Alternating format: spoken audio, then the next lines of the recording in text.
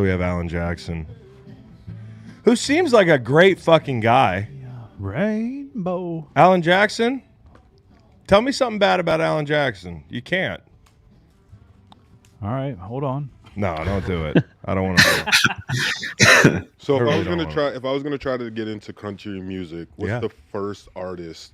Like, what's the first artist I should like listen to, like to ease into it? Mel McDaniel. Okay. That's Mel McDaniel is your guy, dude. Okay. He likes his family. He likes fishing. Okay. And he likes to like go to bed early. Like, you know, all these like country songs are about sad things, and Mel McDaniel's like just singing about his good life. Okay. And we were just in Baton Rouge. Yeah, the song. Yeah, I played Mel McDaniel on the River. You probably know it when you hear it, so maybe you don't like it. I don't know, but chat. Let us know if you got country fans in the chat. And Nate wanted to get into country music. Where would we start? Yeah. Alan Jackson, 66 years old. He's from Noonan, Georgia. Noonan.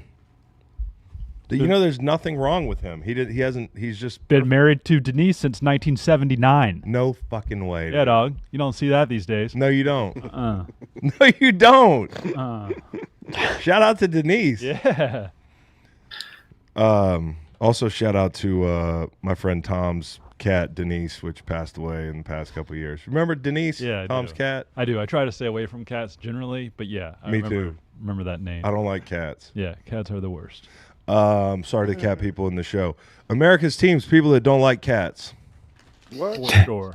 No, honestly, America's teams, people who know that fight tonight is rigged. That's why I have. We're talking about Tyson Paul for people that are living plus under a rock. 2,000. Majority decision, Jake Paul. Plus 2,000. Plus 2,000 for the fight to go the 8 the rounds. Distance. And majority probably, so that would mean 2 judges for Jake, 1 judge for Mike, which I can totally see if it goes the full 8 rounds. Plus 2,000. Yeah, bro. I don't know if it'll change by tonight, but you know me. I love conspiracies, and I think that this match tonight, yeah, I think it's gonna break like all of Mike Tyson's, all of like Mayweather's like viewing records, because it's not on pay-per-view and people don't have to pay $100 to see it. And I think Netflix, they're gonna see that and they're gonna want to do something to force another fight to make more money. And so I really thought this through. I just think it's gonna be like I think people are gonna be shocked. I'm an idiot. How many people are gonna be viewing this? I'm an idiot. I'm looking at it very simply. I'm like, man, I hope it's not fixed. If it's not fixed, Mike has a chance to knock him out in the first couple rounds, and then after that, I kind of worry about his stamina. Yeah, but it's only 2-minute rounds. Can y'all turn the AC down? So it's only 2-minute rounds, which I think is an advantage for Mike. Yeah, it's not like longer rounds. Yeah, for his stamina. And also the gloves, I think they're 2 ounces heavier than usual gloves, so that means it's going to be harder to knock out. Really? Yeah. Oh yeah, because they're not the lighter gloves. Yeah. Okay. So this sucks. I mean, so I'm going to pay money. Stay up late. But it's not really paying money. Like, most people already have Netflix. All the people that love Mike Tyson want to go to bed. Yeah. But at the same time, like, it's going to be devastating if we do see Mike Tyson get knocked out. Dude, that's the worst thing about it is like nobody. And here's the brilliant thing about Mike Tyson. For a long time, it was like Mike Tyson knocked everybody out, and then by the time Mike Tyson gets knocked out and looks bad, like everybody feels bad. You know, everybody's just like, he's too old to be getting knocked out like this. They're gonna feel bad for him if he gets knocked out. You know what I mean? Yeah, and that was like 20 years ago when he looked too old and started getting knocked out. Right, exactly. And like Evander Holyfield tried to come back at 58, looked terrible. All the sharp money, like the big bets are on Jake Paul, but the public money's coming in on Tyson. Well, it just seems like a thing where if Jake Paul gets beat up, there's no more Jake Paul purse. There's no more Jake Paul money in the future. I'm no expert on this stuff. Nah, Cap. Dude, boxing is this isn't boxing. There's always going to be money for Jake Paul. Like this content world is just a whole different world, and so many people. Truest thing you ever said. Like, so many people like would want to fight him, and these guys just have so many followers where like they can host events on their own, and there's just enough people streaming and doing that type of stuff. They have the enough connection that through their network, like they can get enough views for everyone to be profitable. What's the oldest you think, or how old does Mike Tyson have to be before you can beat him up? You. Said, I seen Mike a few years ago. But how old does he have to be before you feel comfortable? That's my point. By the time he's old enough, you don't want to beat him. No, he's too old. It's just like I laugh because my girl was like, "Yo, you're bigger than Mike Tyson," and I was like, "Yeah," but at the same time, he's stocky, and I was thinking, I was like, if me and Mike fought in this elevator right now, I was like, he would probably still whoop my ass. Oh, he would absolutely whoop like he would whoop all our I was asses like, right now at 58 years old. Because he's a boxer, so like I don't think at any age, like honestly, I would give myself the advantage because like all it takes in boxing and fighting is one punch. What would your plan be? Oh, wait until he's 77 or so. I think honestly you might want to wait till 81. I still think and then how you going at it? Like if he's 81, are you just gonna like bull rush him and try to tackle him I'm gonna take first? his legs out. Okay. Take his legs out. I'm gonna get him high. Then I'm gonna take his legs out. Do you think Jake Paul felt that slap? I think that's fake. Because if Mike Tyson really wanted to slap you on the button, I think you're going to sleep. Maybe. I think so, dude. There's stuff I thought it was fake, and then there's stuff that shows that Jake accidentally stepped on his toe, and that's why Mike did it. And you don't step on Mike Tyson's toe. That's like the first rule of Fight Club. Step on my toe. But oh wait, can you run that? Can y'all run that? I just wanted to show you all this interview. Macon, you're gonna like this. This is Mike Tyson doing a promo interview for the fight, and this is a kid interviewing Mike Tyson. I think Mike Tyson forgot that he was talking to a kid. Well, in your return to the ring for this fight, you are setting a monumental opportunity for kids my age to see the legend Mike Tyson in the ring for the first time. What type of legacy would you like to leave behind when it's all said and done? Well, I don't know. I don't believe in the word legacy. I just think that's another word for ego. That's just some word everybody grabbed onto. Now it's used every 5 seconds. It means absolutely nothing to me. I'm just passing through. I'm going to die, and it's going to be over. Who cares about legacy after that? What a big ego. So I'm going to die. I want people to think that I'm this, I'm great. No, we're nothing. We're just dead. We're dust. Yes. We're absolutely nothing. I think Netflix just sold a fight. Amen. Yeah. To make it. Memento Mori. I'll tune in. What do the kids say in response? What the kids? Okay. Thank you, Mike. I think Mike just Big gulp. Sorry. he was being careful because he had he met Hezbollah, right? And he thought Hezbollah was a small child. That's right. Hezbollah is You not. never So know I who's think actually he's an just adult. making sure. He just wants to be clear. I'm not. You don't know anything about this, but do you know who Hezbollah is? Are you guys trying to say Hezbollah? No, Hezbollah is not. But no. Okay, then no. No. No. He's a content creator. No. He's Okay. from I forget what country, but he's You've a seen him, small this guy. person. Oh, yeah. He's a little. He's a little Balkan and he fella. Did a podcast with Mike Tyson, and Mike Tyson thought he was a legit baby. Okay. So he was like was- picking him up, doing what He you was do like, with a baby. you know, like. And how old is he? Hold on. Oh, he's 22. 30. He's Yeah. 22. Okay. But he looks like a child. He does. But he could have anybody killed, I'm pretty sure, in his country. Uh-huh. Black screen. Here we go. There we go. You imagine a toddler just being like, kill him. I mean, the guy Yeah, is yeah. acting like a... Here's my big prediction, and I know Jake Paul has like an iced out ear guard, Yeah. but I think Mike's gonna get a piece of that ear. I do. I hope he does, and I hope that's what the fix is. I hope that Mike bites the fuck out of But his you know ear and what's- gets it's paid. plus Like, 3,500. really? No. Wouldn't be Really? surprised. But you know what's funny? Yeah. Jake is like crazy enough to like let that go down. Be like, yeah, let's sell it. Let's do it. Like you. That's what I'm You saying. could bite me, bro. Yeah. Because he knows like- if his I ear would- gets bit off I- in this game bro. or in this fight. I would not put anything. Did you turn the AC down or up? Past. I made it Warmer? cooler. You made it cooler? Yeah. See, it didn't say. God. I can't even. You know, it'd be one thing if it was the first time we talked about this. But you know, I say it the other way. I say turn the AC down. I mean less powerful. You know, Down, turn the volume down. You make the volume less powerful. I guess. You know what I'm saying? Yeah, but wouldn't that be lower if you turn the volume down? Just saying. Okay. Turn that shit way up. I'm cold, bro. I drank a smoothie before this. The heat is now on. Oh, thank you, bro. The heat is on. The heat is broken in my house. Oh, It was 61 degrees in my room. Oh, that's That feels amazing. pretty It was pretty good. Oh, And I got the that's bed to fucking myself because then perfect. it drove my wife upstairs Yeah, where yeah. the heat was working, Yeah. and it was great. I had the whole room to myself. Oh, you just dive under a blanket. Oh, Nate, some people in the chat were saying Conway Twitty is a good place to start. Okay. Also, one very smart person, I am Bove, said Wheeler Walker Jr. Give Wheeler Walker Jr. you would a really listen. like Wheeler Walker. You would Jr. love Wheeler Walker Jr. You would love Wheeler Walker Jr. Can we play a Wheeler Walker Jr. song for Probably before not. we get into it? Why not? Probably not. Well, maybe The lyrical content? yeah.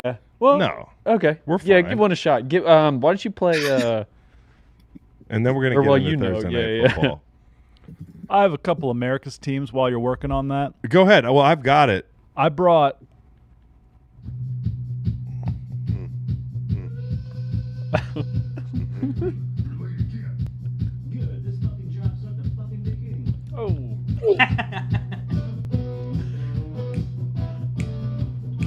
It's kind of good. Dude, he ain't bad. He's got that snap going. Hold on.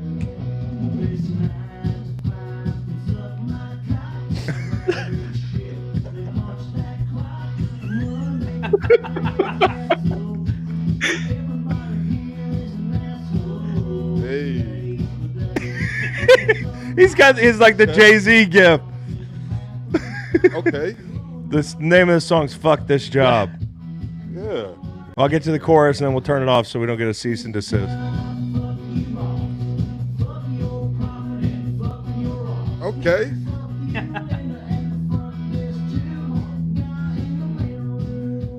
Fuck you. All right, so Real fast, Wheeler Walker Jr.'s claim to fame is that he thinks Sturgill Simpson is his planted CIA asset. really, Yep. That's what he honestly thinks. He told that He's to a Joe Rogan. psyop. Yep. He's like, Sturgill Simpson is a planted CIA asset. He was in for the Navy. what reason? Nobody knows. So you just say things. He and just you don't, says things. you Yeah, can't yeah. say the reason. Yep. I can't believe that somebody had Wheeler Walker Jr. on their show for 2+ Yeah, hours right. to talk about serious topics. What's your America's team? Ripple plant-based milk for kids. I brought cereal back into my life this week, Yeah. and with the cow's milk, it's just been a thunderstorm of gas. just Yeah. parked inside my stomach for about 3 days. You. Yeah, but I added the Ripple plant-based milk for kids and no issues. You're drinking plant-based milk for kids. Yeah, dog. 8 grams worth of pea protein, prebiotics, developed with pediatricians. And it's been They just had him in the room. yeah, there's in the milk. They were like, So that's one. And the second is a shout out to Cowboy Reed for handling the Nate Collins situation in the fantasy league this week. "Oh, can we talk about that That's a real big quick? America's Can we team. can we read that text message? Yeah. Can we read that text message? The situation. It was It was regular. more than a situation. You So- said it right, Chris. It's more than a situation. existential threat. Existential On- threat to the league. Read the So whole text message, sir. full backstory. The Greenlight has a league. We got a couple people in it. Nate texted the group on Wednesday at 3:56 p.m. So I just realized I can't make the playoffs. So $100 for whoever wants CMC salute emoji, followed by his Cash App link. Macon responded and said, "Just realized." And then I said, "Collusion. Obviously, any trade involving CMC will not be approved, and any trade involving Dr. Fax's team will be reviewed." Also, just more context, I am the commissioner of this league. But give more context. Well, you must not be tough on crime. Give more context What? to a few weeks ago when you finagled me into Finagled, hold on. You no, offered. You finagled- made the offer. finagled Finagled. me, You didn't finagle shit. and you You guys offered said- me Can I talk? Don't let him get under your skin. Can I Reed. talk? Yeah, let him talk. Finagled me into trading Kyler Murray for Bo Nick, and you guys said, oh, it was going to get vetoed, but he's the commissioner, and he never vetoed it. Did you finagle? I didn't finagle. And you've been winning with Kyler Wait, Murray. can I have you talk? not? Can I talk? Oh, I haven't that's good. started. I have not okay, started good. Kyler Murray. Macon can attest. Why? Because you don't think you should have him? Oh, No.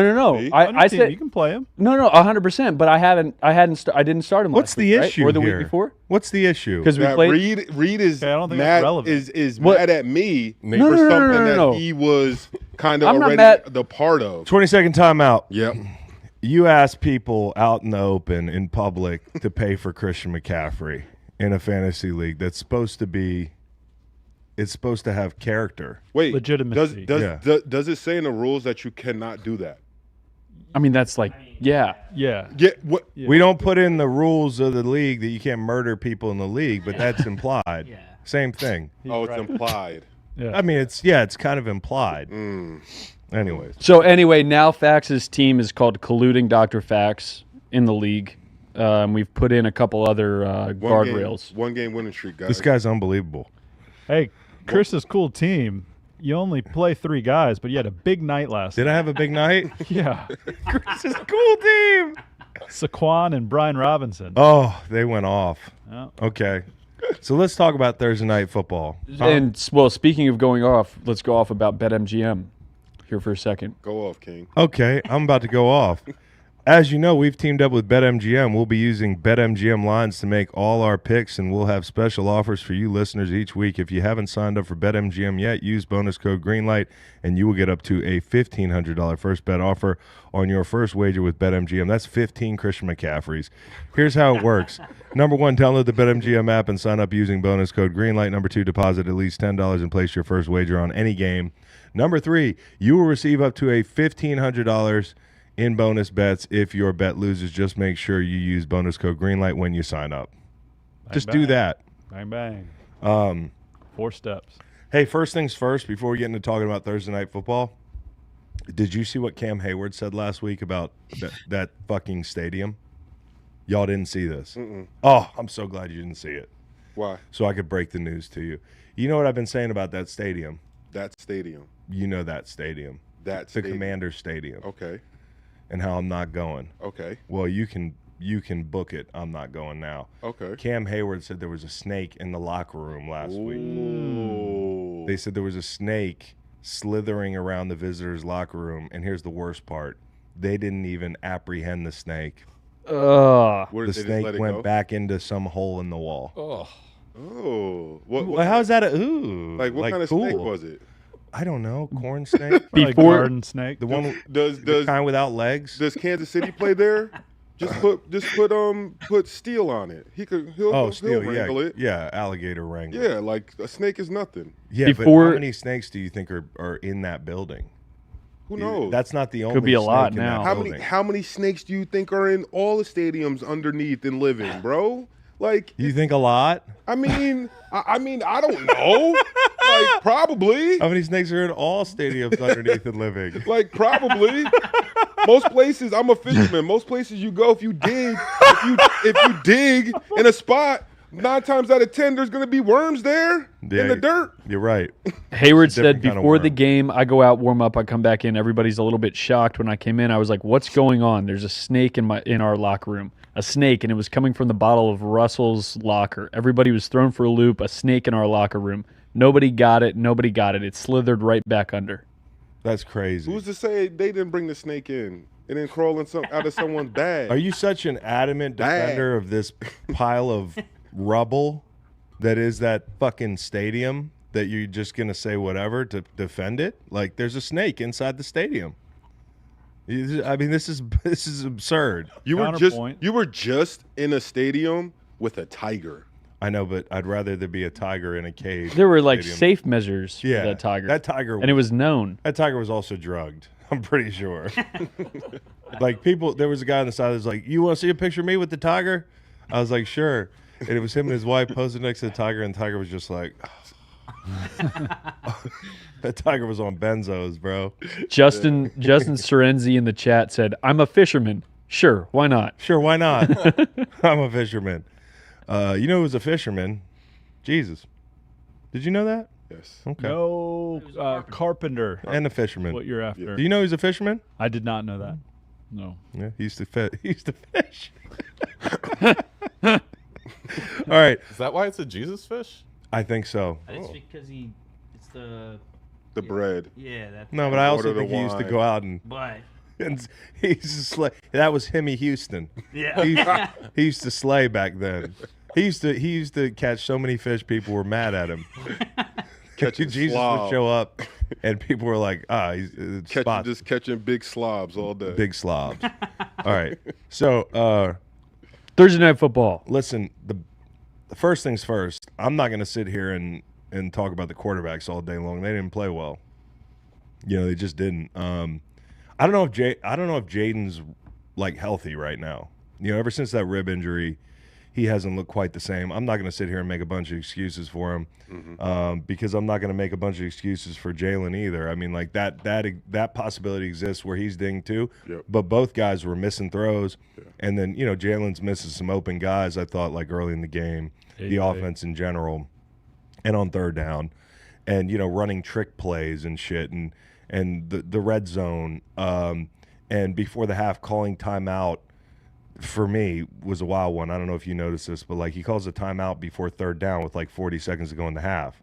Like you run that down so that Washington, if they catch that ball at the 40-yard line, they're lining up to kick a long field goal. Like you don't leave them time to do that. So it was a bad start to the game for the Eagles. But I think in a game where both quarterbacks don't play well, one team had a life jacket. Like, honestly, that's the way I think about it. Like, when things aren't going right, you're a fisherman. You always have your PFD on your vessel. The PFD in this situation is the Eagles front, and it's Saquon Barkley. And in games like this, it goes a long way. And that's what I thought was going to happen. I thought, like, this was a spot where the Eagles would impose their will early and often, but it just took more time. And Tony Gonzalez said after the game, they're the best team in the NFC. And half the desk is divided on this thing. I don't think they've done enough to prove they're the best team in the NFC. But the defense is playing good enough to where you can't say for sure that Detroit beats them. You know what I mean? I think the defense has come along to the point where you can call them one of the best teams in the NFC. It's a short conversation, but they're right up there. And I think if they end up in a game with Detroit, it just ends up being who plays well at quarterback. It's just that simple. I can tell you're kind of side-eyeing me. You're staring at me I feel like through the sunglasses. what about the kicker? Yeah, kicker needs to go. What about Are we the kicker? are we just cutting Jake Elliott? It's been several games now. I'm just saying, like, you're talking about like close games when you play someone like Detroit, like that. Those are games that probably will come down to your kicker. Like, I don't think you win a game against Detroit missing 2 field goals. No, I don't and think so missing either. extra points. I don't think, and like, you know what I mean? And it's a fair point. Yeah. And it kind of makes you wonder if Nick Sirianni, who we've been shitting on all this time, was covering up for something we didn't know about with Jake's health or his mentals or whatever it is. But this guy's been a great kicker in the league for a long time. I don't think you move on from him because of a rough spell. In my opinion, I'm no special teams coach, but, obviously not a good stretch for him, right? Like he missed an extra point. Not a good week for kickers. No. Daylight saving. It's fall back. Daylight saving. So, talking about the defense, when it's 12-10 in that game after the missed extra point, and Washington has picked up the tempo and they are basically dropping back and getting whatever they want, and they're in Eagles territory and they're rolling, and it's 2nd and inches, and then Jalen Carter wrecks the second down play. He forces third down. And then they blow up the third down, and he blows up the 4th down. And, Herb Street said in the moment he plays like a linebacker, and that's something we've actually said before. His instincts, he has elite twitch, he has elite instincts, and when you put that together, you have a very disruptive player. Now, for him, it's one of those conversations where it's like, okay, I've seen you do it. I want to see you do it all the time. And I think if he does that all the time, and like the New Orleans game, this game, a lot of spots during the year, if that becomes the norm for him, the sky's the limit. Somebody asked me what his ceiling is. I don't know. Who's the best defensive tackle in the league? Yeah. You know what I'm saying? No, for sure. It's Dexter Lawrence. That's a different kind of guy. Yeah. But I think if he plays like he plays last night, and I do think sometimes it maybe his conditioning or, maybe his commitment to playing hard all the time. But if you can get him to do that, he's scary. So, and a terrible sequence for the Commanders. I don't know why you're not kicking that field goal. You know what I mean? Like, I understand being aggressive, but in that game, at that point, 12-10, you take the points, in my opinion. And the lead. And the lead, which puts pressure on the Eagles. And Nolan Smith had a sack. That was big. I'm really happy for him. The picks in the secondary in this draft, these are the kind of picks in Quinyon Mitchell and Cooper DeJean that are like generation defining for a franchise. I really do believe that. When you have a lockdown corner, and we're talking about Terry McLaurin, who's a beast, didn't even see the ball until they put him on Cooper DeJean late in the game. And, Quinyon Mitchell has been quietly one of the best rookies in the NFL. And you add to that the fact that Cooper DeJean comes in and turns the whole defense around. Like, this defense looks like a strength now. And I think, the takeaways, you talk about the takeaways, they've had 11 turnovers in the past 4 games. Blankenship had a pick. This team playing at home in January with this defense, very opportunistic. It's going to be a lot of fun. And did you hear the bit about the linebacker coach and the surfing videos? Did y'all hear that? Nolan, did you hear that? Yeah. They said ever since Ride 2 the weeks ago, wave. the linebacker coach they made him watch a bunch of surfing videos, and he said, guys, we got to ride the wave. They started getting turnovers.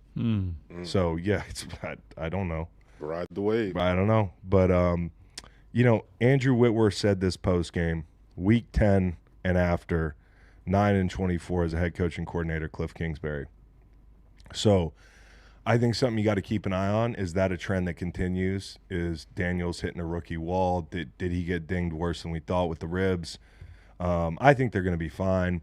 But I think the thing that they're going to continue to bump their head on when you talk about the ceiling of the Commanders team is what you saw late in the game. The difference is the guys up front.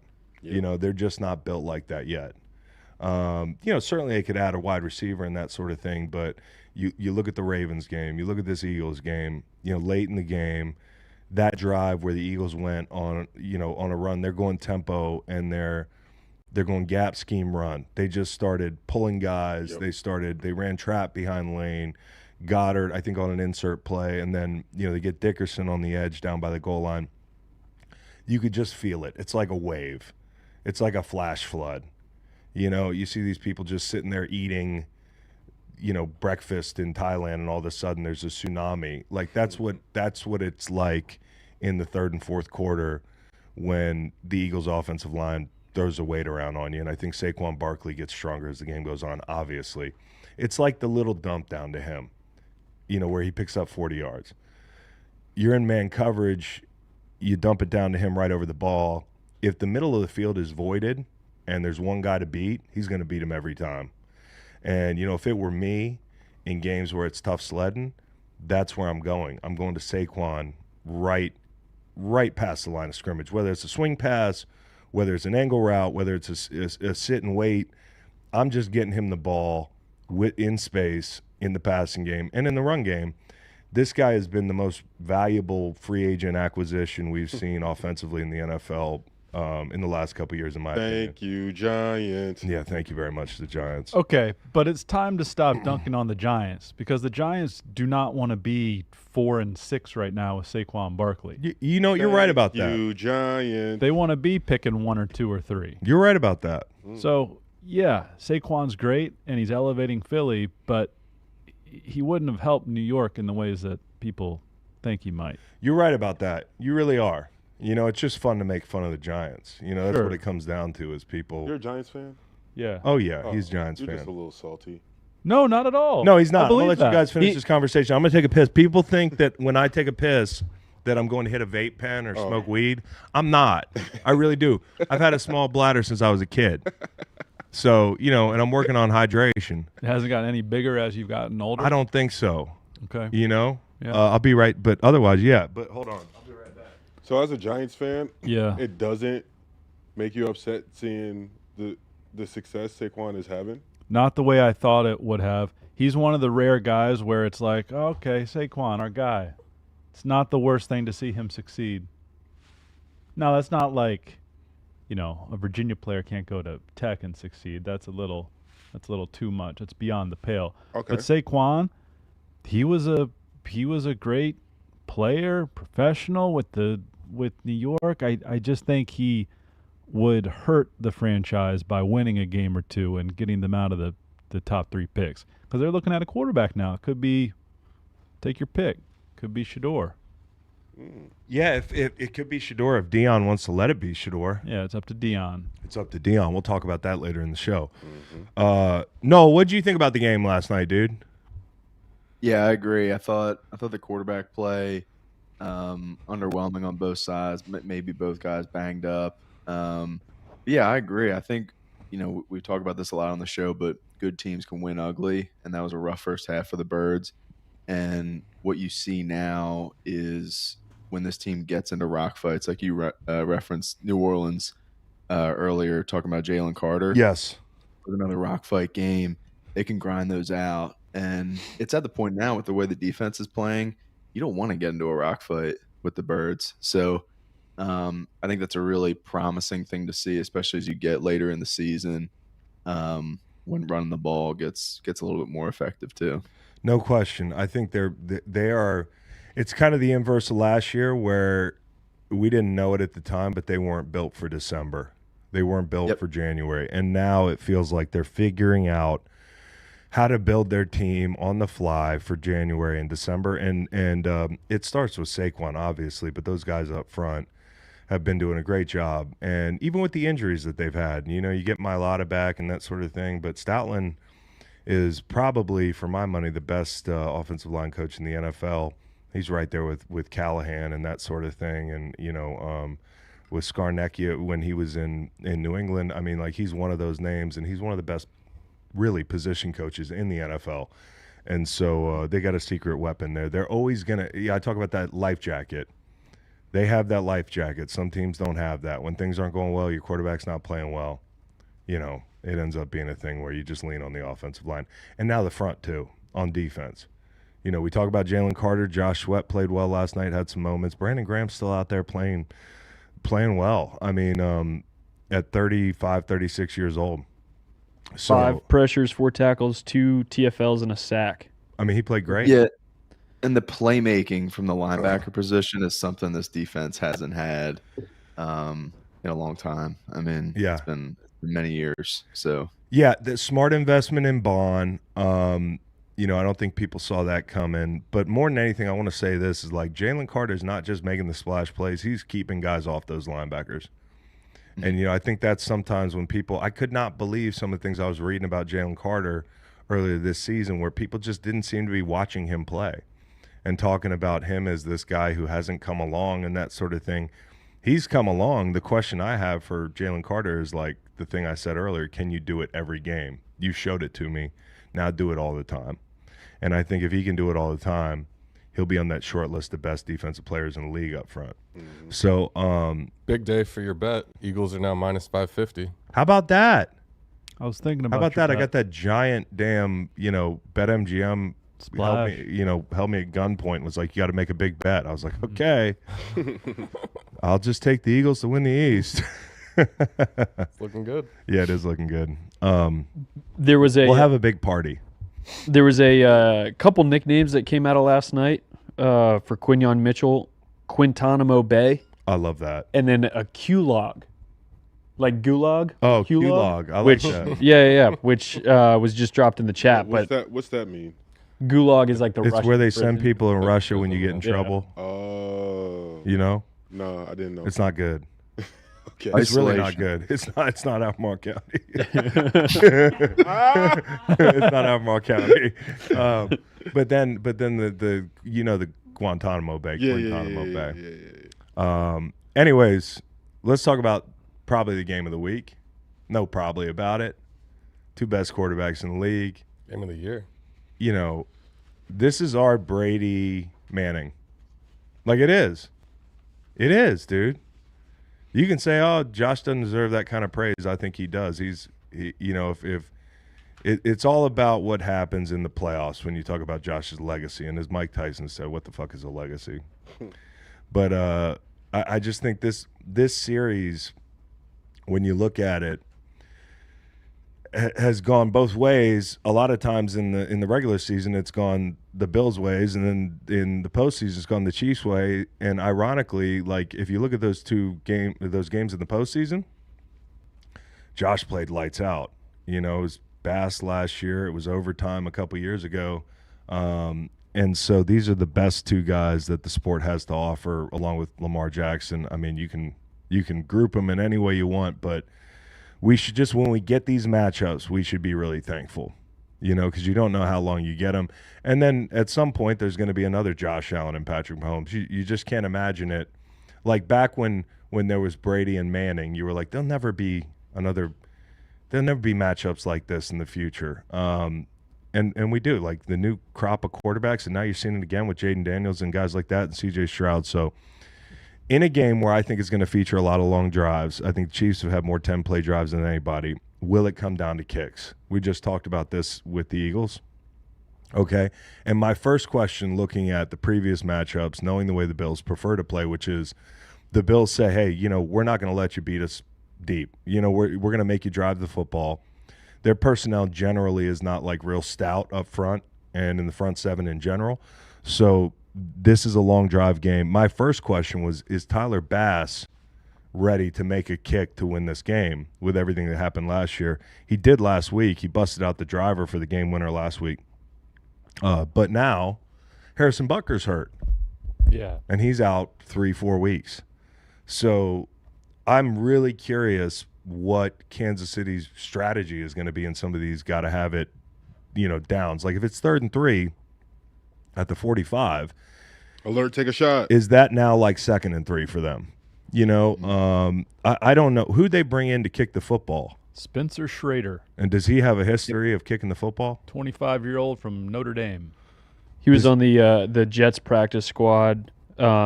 He doesn't look like he has an attempt in the NFL. That's why Tyler Bass is going to be confident. He's going to be confident.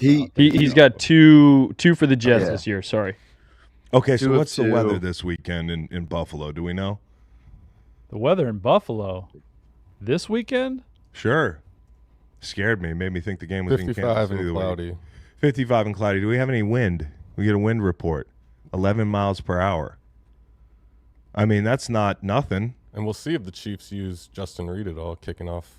Oh, that's interesting. Yeah. It helps to have a guy who can also kick the ball. So when the Bills have the ball, the question for me is, can you start fast? I don't think this is going to be a shootout. I don't think it's going to be like that. It's been, like I said, more longer possessions. You got to make them count. And I think especially with the Chiefs, the way they play, like you don't want to start down to the Chiefs is what I'm trying to say. You don't want to allow that interior three to lean on you with a lead. Like, I just don't think you want to do that. And if you've watched the Bills this year, Bills fans know this, they've started slow basically at home every game except the Jacksonville game. Arizona, they started slow. Tennessee, Miami, and then Indy last week. They're down 13-10 to them at one point. So the question to me is, can you get off to a good start? Now, injuries matter. Okay. The guys that are out, Keon Coleman, I think they're okay without Keon Coleman. They'll be able to figure it out. Spencer Brown, is he out for sure? I don't think he's been ruled out, but he hasn't practiced yet this week. So that's a concern for me because, as you know, Chris Jones, he might decide to park his Harley over the new guy. Like, he might just pull up and sit there the whole game because that's honestly, they can move him up and down the line and find the matchup that they want with that dude right there. And so I worry about if Spencer Brown is out, how that's going to look. And then also the Kincaid injury, which could be huge. You talk about trying to win the battle in the middle of the field. I think one of the biggest mismatches, relatively speaking, you might have against these guys in the passing game against the linebackers. And, if you don't have one of your best targets in the middle of the field, Knox has got to do work. Cook Cook's got to do work. I mean, like it's just got to be a thing where you can't put it all on the wide receivers. I know Amari Cooper might have like a brace on his wrist. They're a little banged up, so the run game's going to have to be good, and Josh Allen's going to have to hurt them. Like, to me, it's Josh versus the free runner, which we've seen 100 times. You got to be careful about the way you pressure him. Nobody in the league's better at generating free runner blitzes than Kansas City, than Spags. You got to be careful getting in these damn condensed formations, and like, you know, they're gonna bring edge pressure, and so I look at Josh versus the free runner as the big story of the game, and also Josh versus a spy. Now, last year, Willie Gay spied in the regular season game, and in the playoffs, he goes out in the first quarter, and they didn't really use a spy. Okay, now this week we talked about it inside the NFL with Willie Gay gone. Who do you spy Josh Allen with? My vote is Leo Chenal. And, you know, actually we went back and looked, and Leo Chenal actually did some spying week 1 of the season, which is a tougher ask against Lamar Jackson, honestly, when you think about what Leo Chenal's suited to do. I think Leo Chenal works because you got to be able to get this big sucker down. You know, you can't just body position this guy and dissuade him from rolling out. It's got to be like when he hits the sideline and breaks the pocket, you got to be able to get this big son of a bitch down. And Kansas City's front in general is not the fastest in the world. Like, they really aren't. Like, Karlaftis not a burner. You know, Chris Jones is dominant, but I feel good about him in a foot race versus Chris Jones. Dana, these guys, like, they're not speedy cats. And the linebackers really aren't that fast. So, for me, and I mean no disrespect, it's a great defense, but this is a circus, you know, trying to get Josh Allen on the ground. So, I think you attack the linebackers of the passing game, and I think you got to protect. You got to take care of Chris Jones, and then obviously it's like controlling Josh's legs. I think Josh Allen, his legs in this game are going to be the key to the thing. And in big games, this is where you save him up for physically. You know, the turnovers have been kind of an uptick deal with this team. You hope the rash of turnovers is over if you're playing the Chiefs. When the Chiefs have the ball, the question for me is, can Mahomes hit the shots? Okay, he has not done that this year with regularity. Best quarterback on the planet. You don't lose that title over a fucking month span, you know, spraying the ball a little bit. Like, they're still finding a way to win these games. But when they play the way they play, Reed, I talked about the long possessions, and you get those shots to Worthy, you got to hit them. You know, I think Worthy, I mean, he's got like, 4 or 5 touchdowns this year. He might have 8 of them if Mahomes is hitting his shots. So I think, to me, that's a big – when you take those shots, you got to hit them. You haven't maximized that deal. And can the Bills be good enough on early downs to compete on third down?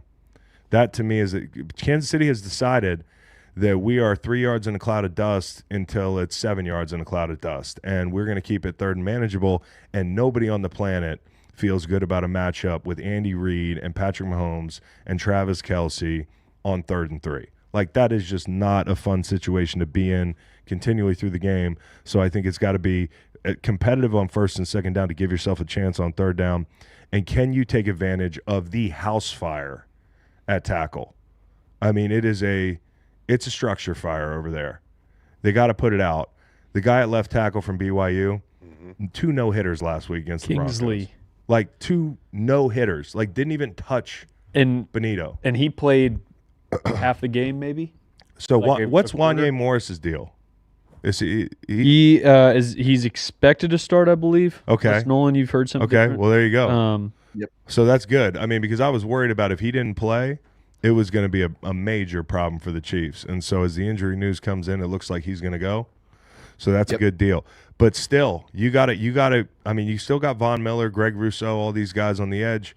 I like the rushing. I like Ed Oliver. I feel really good about the guys inside if I'm Kansas City. So to me, if you're going to get pressure on Mahomes, which is always a tricky deal on the edge, because his drop target, he'll go from 7 to 9 to 11 yards. He'll drift. The edges not only have to win, but they also have to rush smart. And so, no matter who's in at right tackle, you got to take advantage of those matchups because they're better matchups than the guys inside. And can the Bills turn the ball over? I think they can. Teron Johnson set the tone early last week, and then the floodgates opened. Benford pulled a ball off somebody. They had a pick on a screen. they are an aggressive defense, and I could see them taking a ball or two off these guys. Carson Steele's had problems, covering the ball up.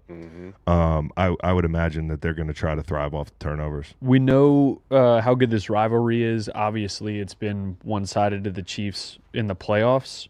Mahomes is 3-0 against Allen in the playoffs. How much does it matter if the Bills win this game in the regular season, like to their psyche? I think it matters. I think it matters a lot because you're trying to be in competition for the number 1 seed. Like, no matter what, that's the most important thing. And I think to the Chiefs, the question I'd ask you guys, and it was funny, I was on the set of Inside the NFL this week, and perfect guy to fucking talk to about this is like, does being undefeated matter? Like, is it overrated to be undefeated? And, this is kind of the Joe fan sports take where it's like, you want to lose. And that's where we were all kind of like, me, Ryan, and Ocho were all just like, Coach, you don't want to go undefeated. And I'm like, in my head, I'm like, he's actually had to think about this before. And he's like, you never want to lose the game, guys. And we're like, yeah, but Coach. We're like, but seriously, like, it's better to, and he's like, no, you have a point, but I could never say out loud that you're okay with losing a game. But just as you look at this from a macro standpoint, all the Chiefs care about, to me, is getting that bye week and home field advantage, because their bye was super early. So, like, to me, that's what's at stake. I think the Chiefs would obviously love to go undefeated. They're not thinking like us at home where you're like, oh, you want to lose. Like, that sounds ridiculous when you're actually playing. Yeah.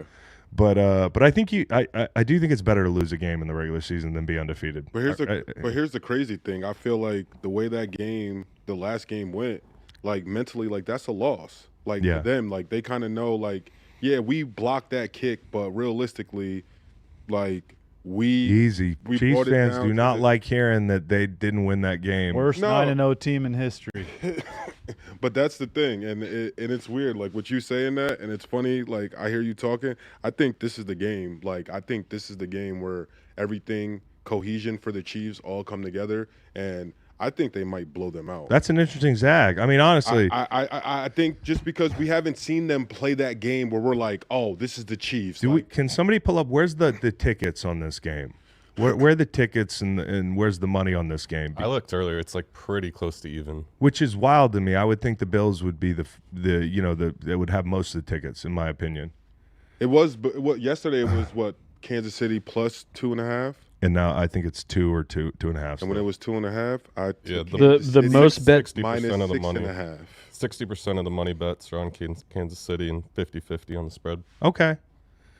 I think this is the matchup for the Chiefs. If you talk about like getting in the playoffs and like who could they lose to, the way they play with the injuries they have, and we should point that out, that Kansas City is playing without a lot of their guys. So like fans always want to hear like, hey, you didn't say we have injuries too. I thought it kind of went without saying that you don't have Pacheco and 2 of the best wide receivers you planned on using all year. I think what they've done is remarkable, but the way they play, they can lose most games that they play against good teams. I mean, like, go up. The Broncos, that was a damn good game. The Bucks was an overtime game. The Raiders was tight until the end. The Niners, they took control of it late. The Saints, there was a point in that Saints game in the second half where this 2-win team is playing with them at Arrowhead. So this is not a team that's just going to blow teams out. Look at the Falcons game. Look at the Chargers game. Look at the Bengals game. Holy shit, look at the Ravens game. Only 2 two-score wins. And to me, that's a good thing because your team has been through it. This is invaluable experience for them, but you don't want to fly too close to the sun every week, and especially in the playoffs. So I think the Bills are a team that could definitely hang with them. And I think the way the Texans rush the passer, I think the Texans could give them a little trouble, with the defense.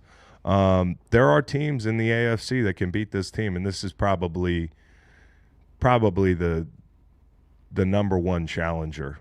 Kelsey has 32 catches the last 3 weeks, 254 yards, 2 TDs. That's something different than the beginning of the season. Yeah. And Buffalo's not so hot against the tight end position. I think you'll see a lot of Kelsey. I think you'll see a lot of Kelsey, but I cannot wait for this damn game. So we're going to do our MRP for this game. Most random player. There are so many that I can think of. How about Kelsey? I don't mean Jason Kelsey. I mean, is his name Chris Kelsey, the old defensive end for the sounds made up for the Bills? I don't think it is. No, Chris Kelsey, Kelsay. Yep. Defensive Played end, his right? entire defensive end career for the Bills. His entire defensive career. 9 years. Then he went on to be a kicker somewhere. But Jerry How about- Mersma. yeah, Yeah. I don't know that position? Buffalo Bill. one. Okay. Buffalo Bill position. Caught balls. How about Dwayne Bowe? Dwayne Bowe. Dwayne Bowe's a That's good one that everybody's the perfect kind of random where he's a damn good player and everybody's going to remember him, but at the same time they're not thinking about Dwayne Bowe in Benny the rig. Sapp. Okay, Benny Sapp, Yeah, Chief DB. Chief DB. What year? Early 2000s. Okay, what's the chat talking about? Daryl Revis. Darrell Revis? Yes. Totally random. This isn't as random, but we want to give some Jamie Duke some love. Scott Joe Norwood. Montana. Huh? Scott Norwood. Jamie Duke. Who? Scott Norwood. Oh, Scott Norwood. Yeah. Wow. Yeah. Yep. Our boy Appreciate Scott that. Norwood, Yeah. who Jim Kelly still loves. John Alt. John Alt, Joe Alt's dad, Nice. Kansas City Chiefs. Yes, sir. Guy named Brad Buddy. Did you know that Joe? Can you look up did you know Brad that, Buddy? Joe Alt has a brother that was in the NHL too. Oh, that's pretty interesting. Crazy. Yeah. Damn, Brad His name's Buddy had a hell of a mustache. Okay, Brad Buddy and my dad got in some terrible fight where it was terrible for Brad Buddy. Oh. I don't think my dad got into too many terrible fights for him, but there were like awful fights, Chiefs Raiders back in the day. Supposedly, like they spilled into the tunnel.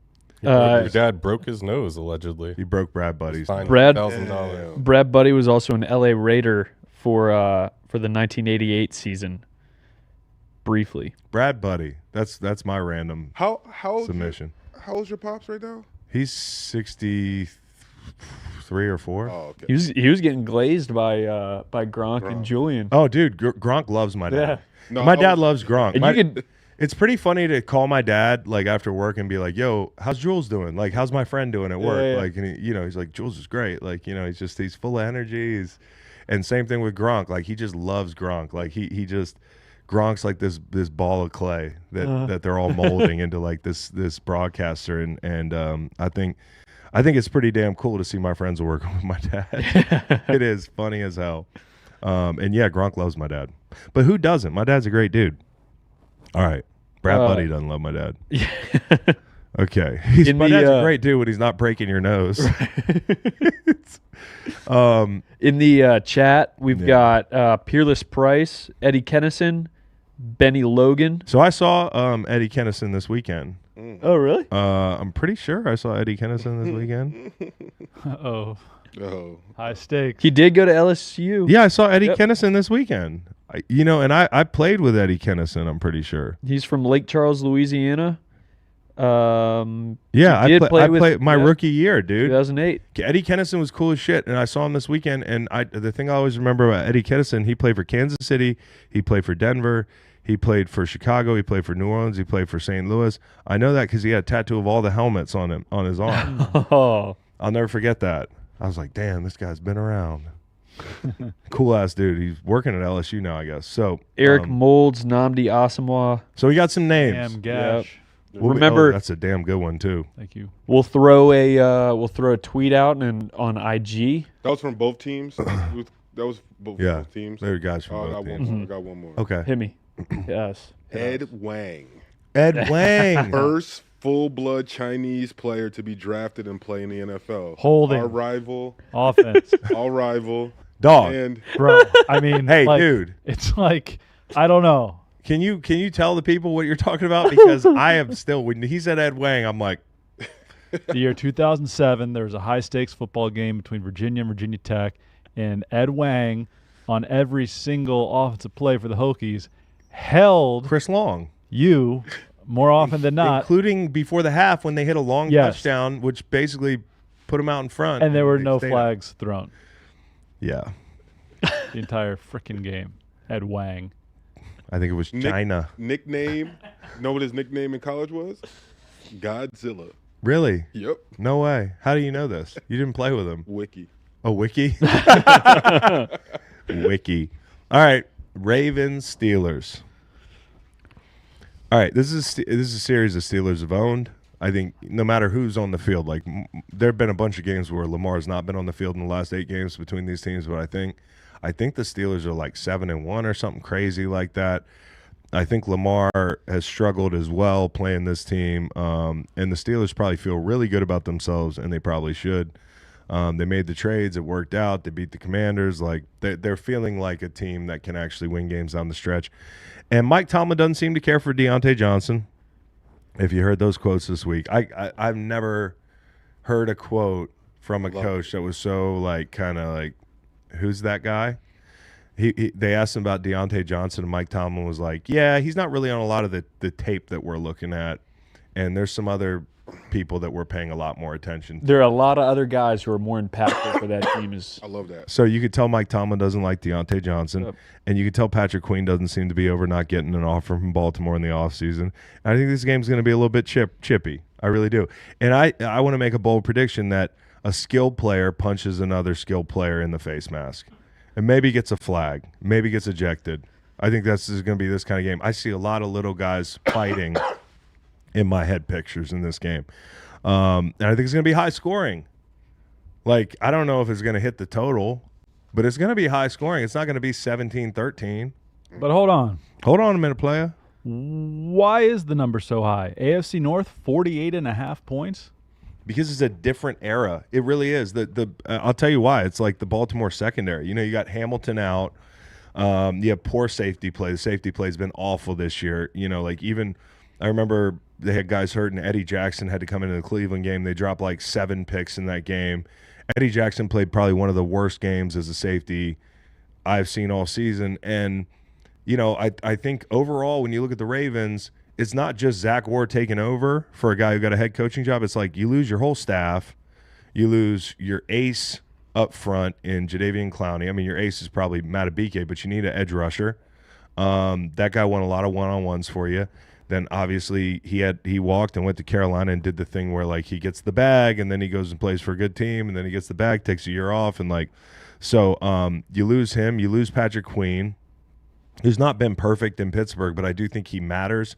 I also think Roquan Smith is probably a step slower. I don't know what's going on there, whether he's been dinged this year or came in a little bit overweight or what, but like in a game where you think about like matchups in the middle of the field, I usually really like Roquan on a tight end, but I don't even know if I like him on these tight ends. You know, I could see Freiermuth having a day. I could see why. I'd love to see Washington get a bunch of 50-50 balls in a game like this. Kyle Hamilton, limited participant yesterday. Okay, so to me, that's a big deal. I mean, but even if he plays, they've been bad. Plays, I mean, 82 explosive pass plays That's this a lot. season. Next highest, Jacksonville, Minnesota, allowed 62. So even with him in the lineup, it's been a problem for them all season. So that's why I think the total is high, and you know, I think when the Ravens have the ball, there are some issues for Pittsburgh's defense as well. I think like Preston Smith's going to have to play a lot of snaps. Like they brought him in to be a rotating piece, but like is Herbert back this week? He should be, yeah. But you don't want Herbig playing a bunch of first and second down against this team, in my opinion. I mean, he might play a bunch, but coming off an injury, I would look for Preston Smith to play a lot. And I think also they're in a unique situation where I kind of like that matchup no matter what for the Ravens with Ronnie Stanley over there. And obviously the matchup you have to worry about is T.J. Watt on Rosengarten. But I think they'll be able to expend a lot of extra energy taking care of as Macon crawls under he army crawls under the shot to get to the bathroom, I presume. Yep. Yeah. That's a team guy there. It's well done. But I next time you could just walk through.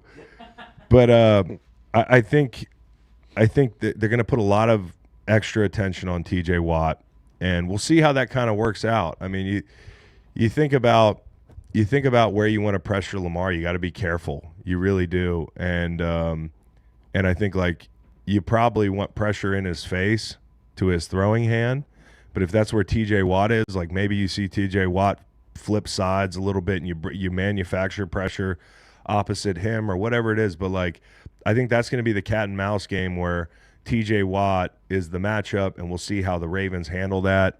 I think a team like this, Can I give you a betting nugget real fast? Give me a betting nugget, yeah. Tell me now before he gets the back. underdog, in this case the Steelers in this game, is 18-2-3 when catching 3 or more points. Say no more. In the Harbaugh versus Tomlin Say no rivalry. more. I'm already on that. Good. I'm already on that. Good. I do worry about Joey Porter Jr. in matchups against like Zay Flowers. Like he's been getting cooked a little bit. And so, I do think this is a game where you see scoring. And I think it's going to be interesting. I think, you're so used to this rivalry and looking at these teams and seeing 17-13 or 13-10. Or I think this is more of a 27-24 type game, and maybe that does hit the total. And he's in the bathroom right now, so I can say that because we do our gambling show right after this. Yeah. If you're coaching the Ravens defense, what's the best efficient way to defend a moonball? Would you tell your guys? You go get some safeties from another team, disguise them as Marcus Williams, and put them out there with Marcus Williams jersey, and you get different safeties. Justin Simmons.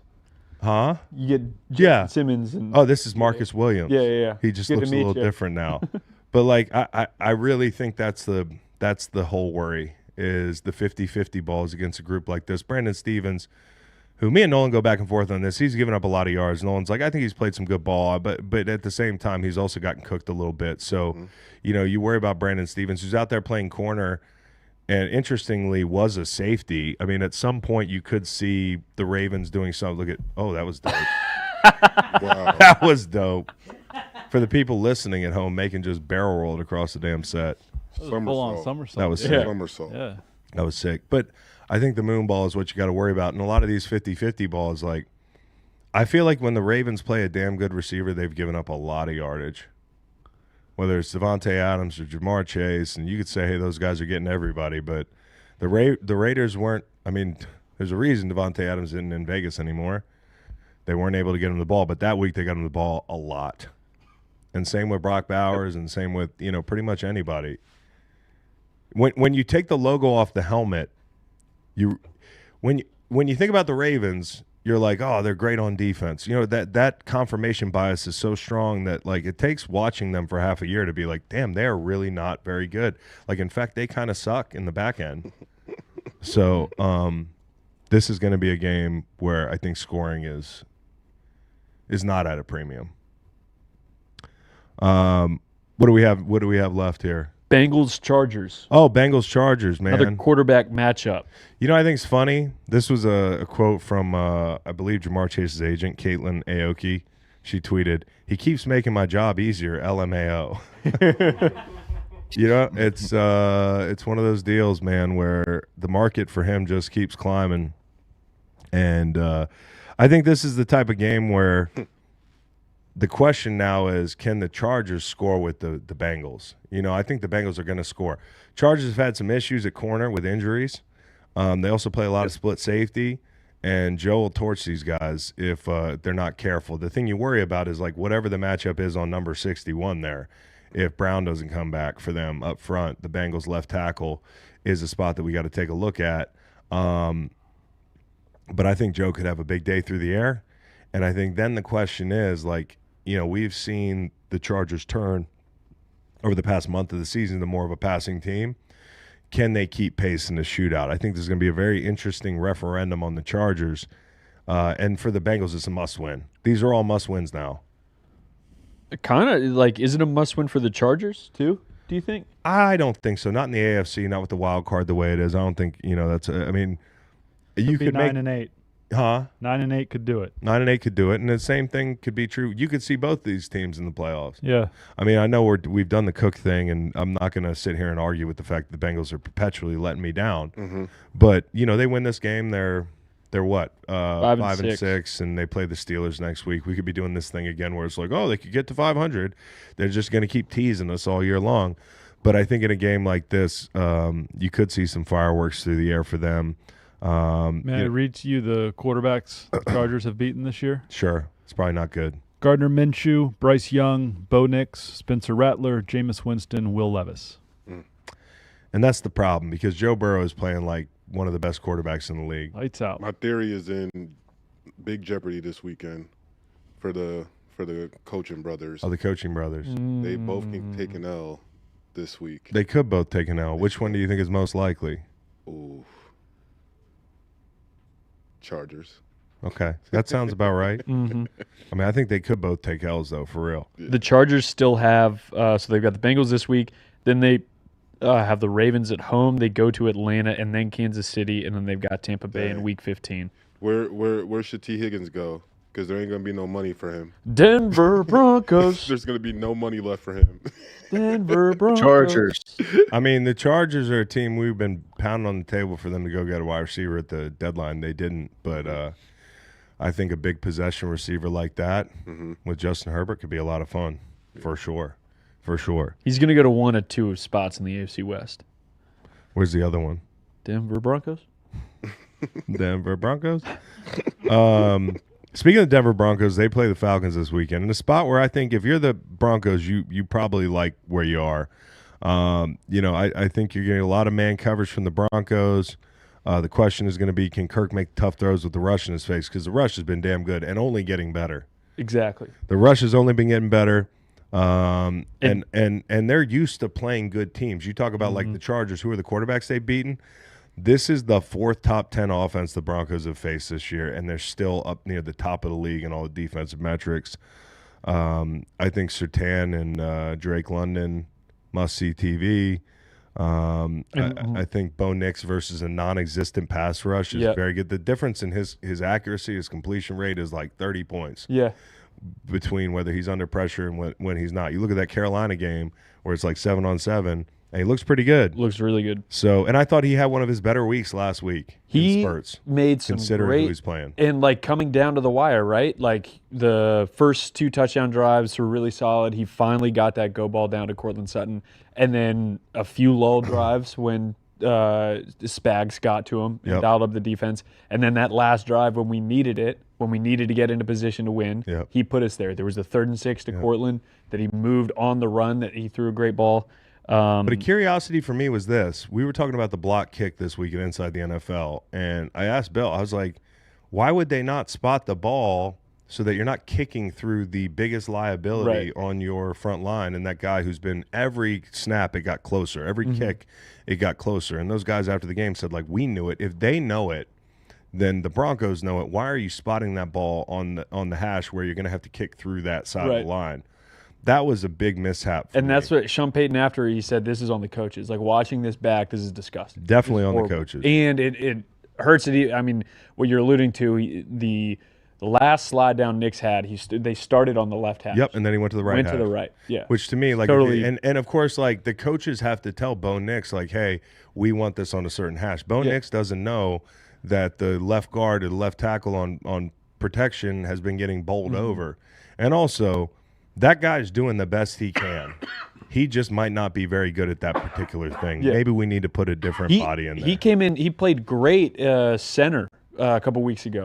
But this is like a different sport. It's a totally, you're right, that he could be doing better, or he could be better at different things. But he also, when reviewing that, one local Denver reporter was saying that Matt Pert, who is the tackle outside of Forsyth, opened up his hips the opposite way because there was one extra guy there, which put even more pressure on Forsyth.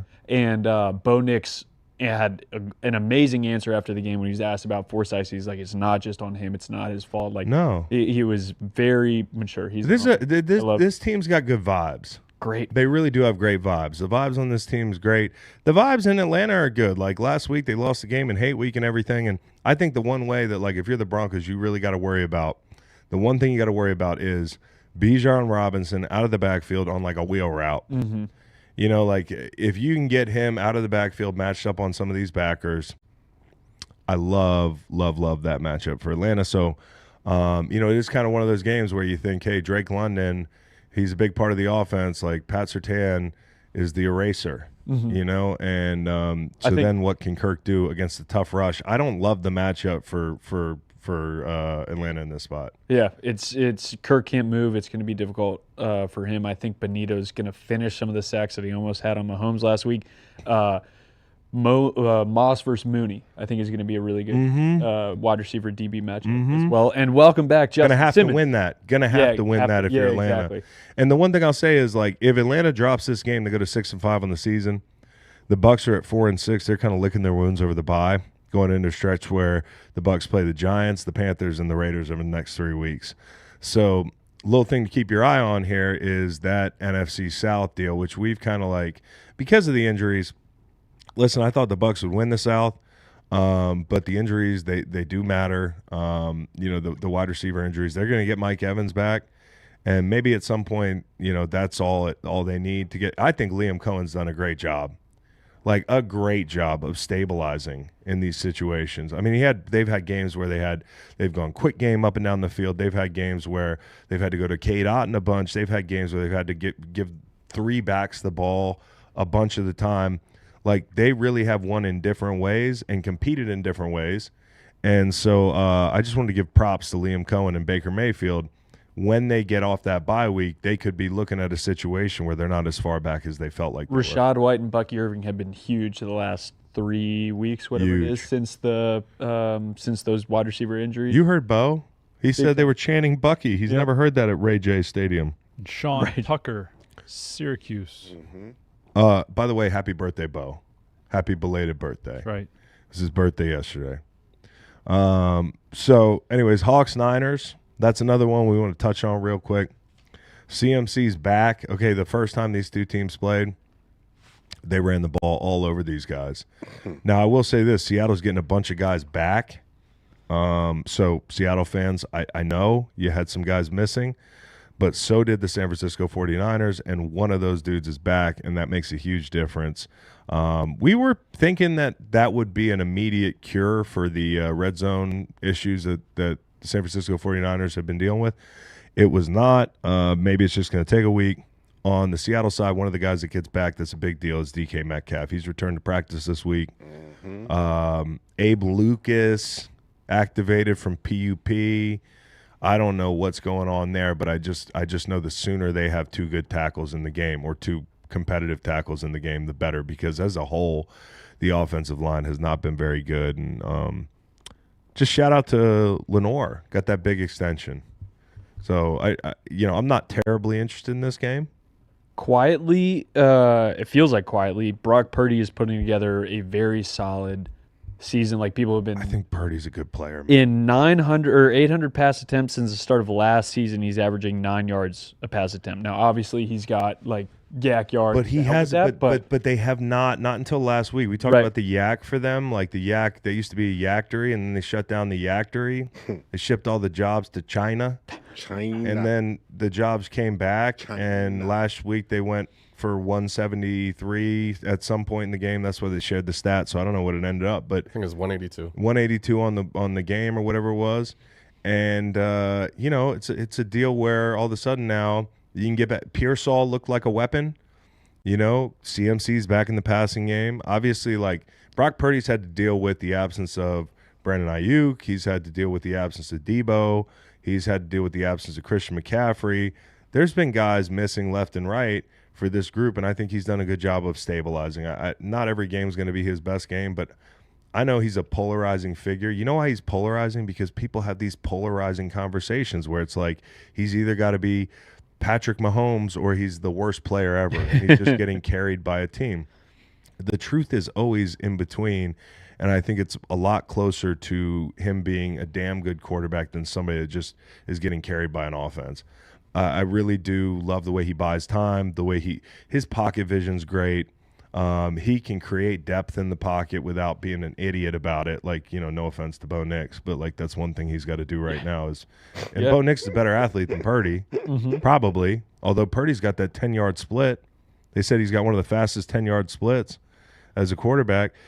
One of the things that's been huge for them is just him picking up yardage in got-to-have-it situations with his legs. And I can't say enough about the guy. I really like the dude. So I'm not putting him in the top 5. I'm not putting him I know I get into trouble when I do this.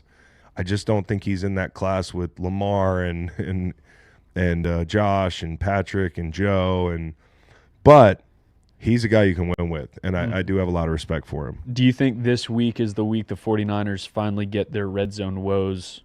They finally fix them.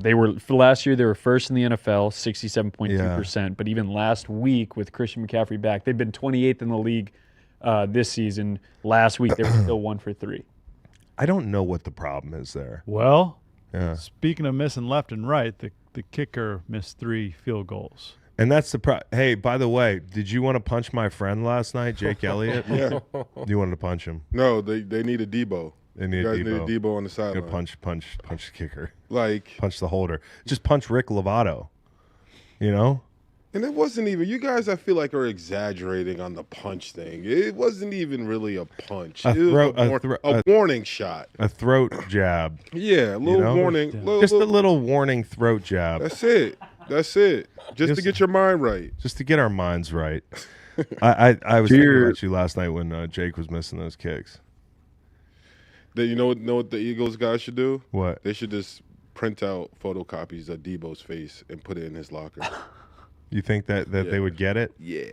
Yeah. The last one, Titans-Vikings. This is about one thing.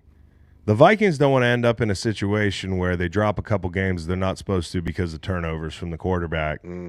They are in a wild card race with some pretty good teams in the NFC. That's the thing about the NFC this year is those wild card teams are pretty good. You've got Green Bay, you've got San Francisco, and you got the Minnesota Vikings right now holding 3 spots. Okay, San Francisco, we know what they do in the second half of the season. Green Bay, you can't expect them to continue to lose every division game. You know, they started pretty poorly in the division. They played Chicago this week. I mean, this is and the Commanders too are in the wild card. Yeah, Commanders in the wild card too. So right now it's Minnesota, Green Bay, the Commanders, and then San Francisco. So one of these teams, let's say the Commanders hit that wall where they're closer to what we thought they were, and you know they end up maybe out of the wild card race. San Francisco could pop in. Minnesota doesn't want to be that team that falls out of the deal. And the only way they do that, in my opinion, is they turn the ball over too much. And I said this like in the beginning of the season, Sam Darnold has looked really good to start the season. Like you were like, oh, man, this is it. This is why you bring in a retread and you pair him with a great coach. And he has had his moments for sure. But at the same time, like early in the season, I thought he got away with a lot of stuff. You know, things just were bouncing his way. And there's been a regression to the mean. There's no secret about it. And you're playing a defense this week in the Tennessee Titans and Denard Wilson, who was a coach in Philly. I think this defense plays hard. They play aggressive. They can take the ball away. So you have to – I mean, and on the other side, the Vikings are going to take the ball away, right?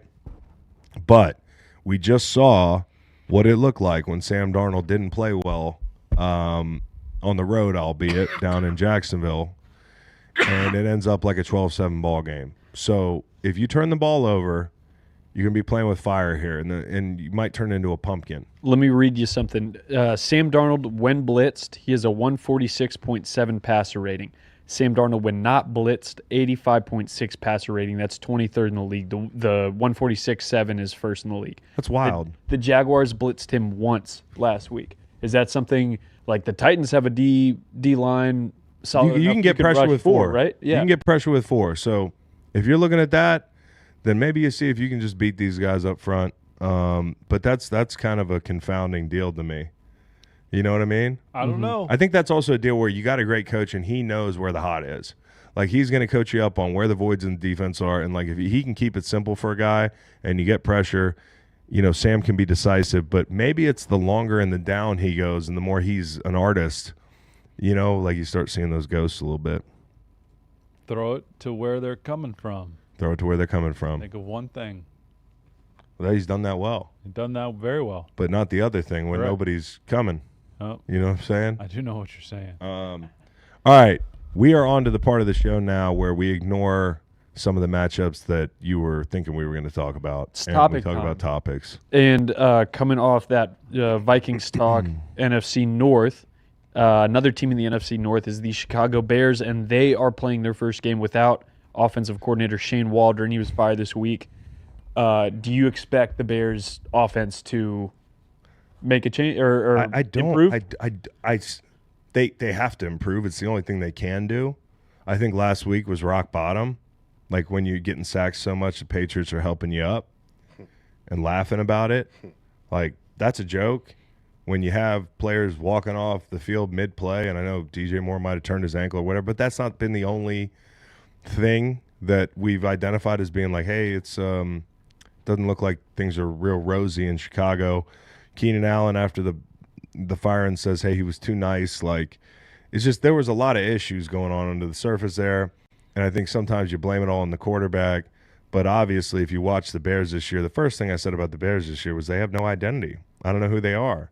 And then they get down on the goal line in the Indy game, and they do that. They get down on the goal line in the Washington game, and they do that. And then after the Washington game, Shane says, I would make the same call again. You did this to yourself. You know what I mean? Like, you did this to yourself. So, I know the quarterback has not played particularly well, and this isn't me guarding a take because my take was that Jaden Daniels was the best quarterback in the damn class, and you had to be careful drafting in the top 5 if you're not ready and you don't have the table set for a guy like this. Oh, greatest show on turf. We got Roma Dunze, who played in the College National Championship last year. We got Keenan Allen, who's kind of old. We've got DJ Moore, who doesn't want to be there, but that's going to be enough. We don't even need to worry about the offensive line, which is the most important thing when you bring along a rookie quarterback and you hire Shane Waldron. He's probably the only Sean McVay tree coach that now has flamed out spectacularly. Like that tree has bared a lot of fruit, and this is a rotten apple. You know what I'm saying? It just, there are 2 coordinators so far this year in the NFL that have been fired. Do you know who they are? Shane Waldron. And Offensive. Luke Getsy. Oh. Okay, they are both Chicago Bears Yep. hires. Okay, so they are not doing a good job of setting the table for this guy. As much as I think they've done a good job on the defensive side of the ball, and Eberflus largely has been a very good defensive coordinator. If he wasn't, it might be him on the chopping block. But they replace Shane Waldron With the Bryce Young whisperer. with the Bryce Young whisperer. Yeah, Thomas Brown. That to me is the craziest butt of the joke. And I'm not saying this guy can't be a damn good coach in the NFL. Like, I don't know. I don't want to short sell the guy. He was in Carolina. Nothing good happens in Carolina. The same standards the same excuses I gave Sam Darnold and Baker Mayfield and all these guys that have struggled in Carolina because David Tepper is a dumpster fire. I'll give it to Thomas Brown too, but how much can you really change with an offense? Like, you can change the way the offense is called, but the bones of the offense are going to be the same. Tendencies might change, but it's not like they're installing a new playbook immediately after they fire Shane Waldron. That's the thing people don't realize is you're kind of locked into this experience. Now, Thomas Brown might have a softer touch. He might have a better way of communicating with Caleb Williams. He might fix some things in the protection. He might mitigate some of the risk in dropping back and throwing the ball where this guy's been getting killed, but ultimately, I don't see a super high ceiling that we haven't seen yet. And here's the worst thing. The Bears interviewed Cliff, Zach Robinson, and Liam Cohen. Oof. Yeah. So I would like you to take me off that. I saw somebody put 40 media members on a list of an apology list for the Caleb Williams and the Bears. I told you when I said they were going to win 9 games this offseason, you thought I punched a baby on set. Some of the people in the chat, some of the Bears fans. I just want to remind you that it's not always as easy as you think. I think Virginia McCaskey probably said, hey, Coach Matt, we'll fire you or we'll fire a coordinator. Your pick. He said coordinator. Mike McCarthy's like, why don't you give me that choice? They're rearranging the chairs, and it'll be Matt by season's end. It probably will be Matt. Reset. I mean, it's going to be a reset, and we're going to talk about when we talk about coaching vacancies in a minute. And maybe that's what we should talk about right now. That's exactly what we should talk about right now. Hell yeah, Reed. So likely vacancies at the end of the season: Cowboys, Jaguars, Saints, Bears, Jets, and Giants. There's obviously going to be a lot of coaches who could vie for that spot or those spots. Give me the best and worst spots, guys. We're talking about Bears, Jags, Jets, Cowboys, Saints. Like, how do you kind of rank these destinations if you're a prospective head coach? Seriously, it's kind of interesting conversation. Saints is at the bottom. Saints is the bottom, Absolute bottom. okay? Last. Because they have built. They've kind of their manifesto is like, hey, we're just going to kick the can down the road. We're going to convert. We're going to convert large salaries into signing bonuses. They got rid of Lattimore. That's $25 million in dead cap next year. They lead the league in dead cap in 2025 with $48 million. They got the worst cap situation at $62 million over the projected $270 million cap.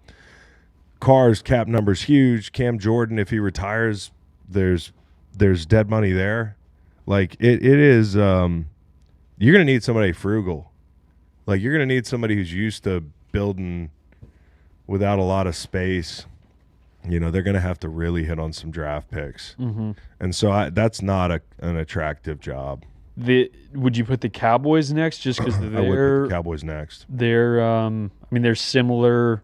They're strapped, and Dak Prescott, like. If it weren't for Jerry Jones, the Cowboys might be second. Right. But that's how bad. It used to be like a joke. Now it's like. Now the tuxedos aren't so funny anymore. You know what I mean? Right. Is that brothers? It's kind of like that. It's like, bro, like now you're over the last calendar year or two, Jerry's just, I don't know. These guys are older. Like, I'm not saying he's losing it, but I am saying like maybe he's losing his grip on owning an NFL team if he ever had one. And so if I'm a coach, like, I don't know if I want to go join that circus. They do have a franchise quarterback. They have some pieces on defense. But there's also an expectation that's probably unreasonable amongst their fan base that you're going to win. All the damn time. All the damn time. And it's the media's fault. That's why I like the Saints job. There's no, media down there. That's why I like the Jags job. I like everything about the Jags job except for the Trevor Lawrence thing. And maybe he's fixable, because he's had Urban Meyer, and him and Doug obviously didn't click. Did not click. I think he's a starting quarterback in the NFL. Do I think he's a great starting quarterback in the NFL? No. Does he flash wow? Mm-hmm. And that's up to the next guy to be like, can I get this out of him on a regular basis? And he's a big, athletic, big arm guy. He's the type of guy that gets a lot of leeway. And I said this last year. I said, what has Trevor Lawrence done that Baker Mayfield hasn't? They're getting ready to play. And, it was Bucs and Jags. And I sat right here and I said, tell me who's the better quarterback. And, some people were like, what are you talking about? I'm like, you tell me now. Tell me now. Tell me now. Kill me now. Do it. I'm here. And so I'm like, Trevor has handcuffed the next hire. If the next hire doesn't like Trevor, I know Shad Khan thought it was the best team that Jacksonville ever assembled. It was shade. Crazy. Yeah. It's crazy. Crazy. Wow. You guys had some pretty good teams. You had teams that won more games than this. So Trevor Lawrence, you said, I don't know about that. Trevor Lawrence, they signed him to a big deal, and now the next guy's got to like him, and so I think otherwise, cash fluid owner, no state tax, live by the beach, easy media, like Jacksonville media. Mm-hmm. Pete Prisco's he's a bulldog, but outside of old Pete Prisco, I don't worry too much about people in there asking the hard questions. At the moment, the number one overall pick in the NFL draft. Not a great division, number one pick. You get to travel the world, as Nolan pointed out. Go to London a lot. So I do think the Jags' job is sneaky attractive from quality of life standpoint. Getting back to the Cowboys, I kind of think about this as a would and should. What they would do and what they should do. Okay, what they probably would do is Deion. That sounds like, in most franchises when you hear rumors like this, you're like, yeah, no. But they could do a Deion thing. I also think there's one guy that they might say, hey, come on back. Kellen Moore. Seriously. He's doing a pretty good job with the Eagles. And when he was down there, I thought they had some success. What they really should have done was axe McCarthy earlier and made Dan Quinn stay. But they couldn't do that. And so this is a name I want to throw out there for the Cowboys. He's done a great job without a ton of household names on the defense. And he's a no bullshit guy. He's hard-nosed. Who do you think I'm talking about? Brian Flores. I am. I think, Brett, you need a guy in Dallas that's no bullshit. The culture down there is totally fucked. It's a circus. You know who wouldn't put up with any of that? Brian Flores. You need an alpha in the room. And to me, you've got Dak, who could probably pick his coordinator. Like, maybe he talks to – maybe Brian Flores is the guy. And this probably won't happen, right? But Brian Flores, let's say they're hiring Brian Flores. Let's say Josh McCown wants to be a coordinator and has a conversation with Dak Prescott, and he's learned a lot from Kevin O'Connell, and he's ready to call plays or something like that. Like Dak could, and maybe it's not that, but like Dak could pick. I would trust Dak to pick his coordinator. Like he's not a problem. Like Dak's a good dude, and Dak wants to win. Okay, like he's not. It's not going to be all about him. It's going to be about what's the right thing for this offense. I think that what they need is culture down there. I think they need culture. Some of the things culturally going on down there are just ridiculous. And he needs somebody who's going to go in that room. And if you're not going to get rid of Micah, you need somebody that can talk to Micah. I know who they go and tell him what's up. And you need somebody that can maximize guys like Overshone and the pieces they have on defense. So I actually think they go defense, and I think they go culture. It makes sense. But Deion would be a culture guy too. You know who I got? Who? Greg Schiano. Wow. You go get someone like that. Whip them boys right up in shape. And I feel like Greg Schiano is probably a Jerry Jones type of guy. Jerry's like, yeah, I like this. Can you imagine Micah Parsons on his podcast talking about Schiano? I don't like chopping wood. And, he would have how much wood can you chop? Bro, he would have Micah humming. Oh, no. He would have Micah might be. Humming. I don't know. Micah might not like that. How do you differentiate Brian Flores from Mike Vrabel? I like Mike Vrabel, too. I like both those names. So I don't. I mean, I differentiate them because, quite honestly, their schemes are probably a little bit different. But other than that, their culture hires and, the guys that are going to, be no bullshit, probably not take any shit from Jerry. They're not going to care what about the high school game that's going on at your practice facility or who's in the building or, What about Robert Saleh? I think he's going to take a break. And then speaking of Saleh, the Jets, I'm just saying they're going to hire him again. Could you imagine if they hired Saleh again? Hilarious. If they brought him back. Situation. If they got rid of Aaron and then brought him back, I would like that. So this is the most interesting thing about the Jets job. Trump winning, doesn't that mean Woody Johnson can go back and be the UK ambassador? Mm-hmm. So that's a good thing because, as I understand it, Christopher's like the lesser of two evils. And I think it probably makes the job less unattractive. But the question is, what coach wants Aaron Rodgers next year? Like Aaron Rodgers is talking about coming back. I'm sorry, bro. That's not going to be your choice. Not New York. No. If I was going to coach that football team, hey, you've done some amazing things in this league. But, we can't continue to drag this thing out. If I was going to be coaching the Jets next year, that would be the number one thing I'd need to ensure us on is that there is a way to get rid of him, whether it's post-June 1 or whatever. But we need to move on. And if we're not moving on, we need to draft a damn quarterback and try not to have this guy ruin the young quarterback. But this is a deal where, what was it, Nolan? We post-June 1 release – the dead cap is $14 million. You save $9.5. Yep. But for 25. So that's and then you have.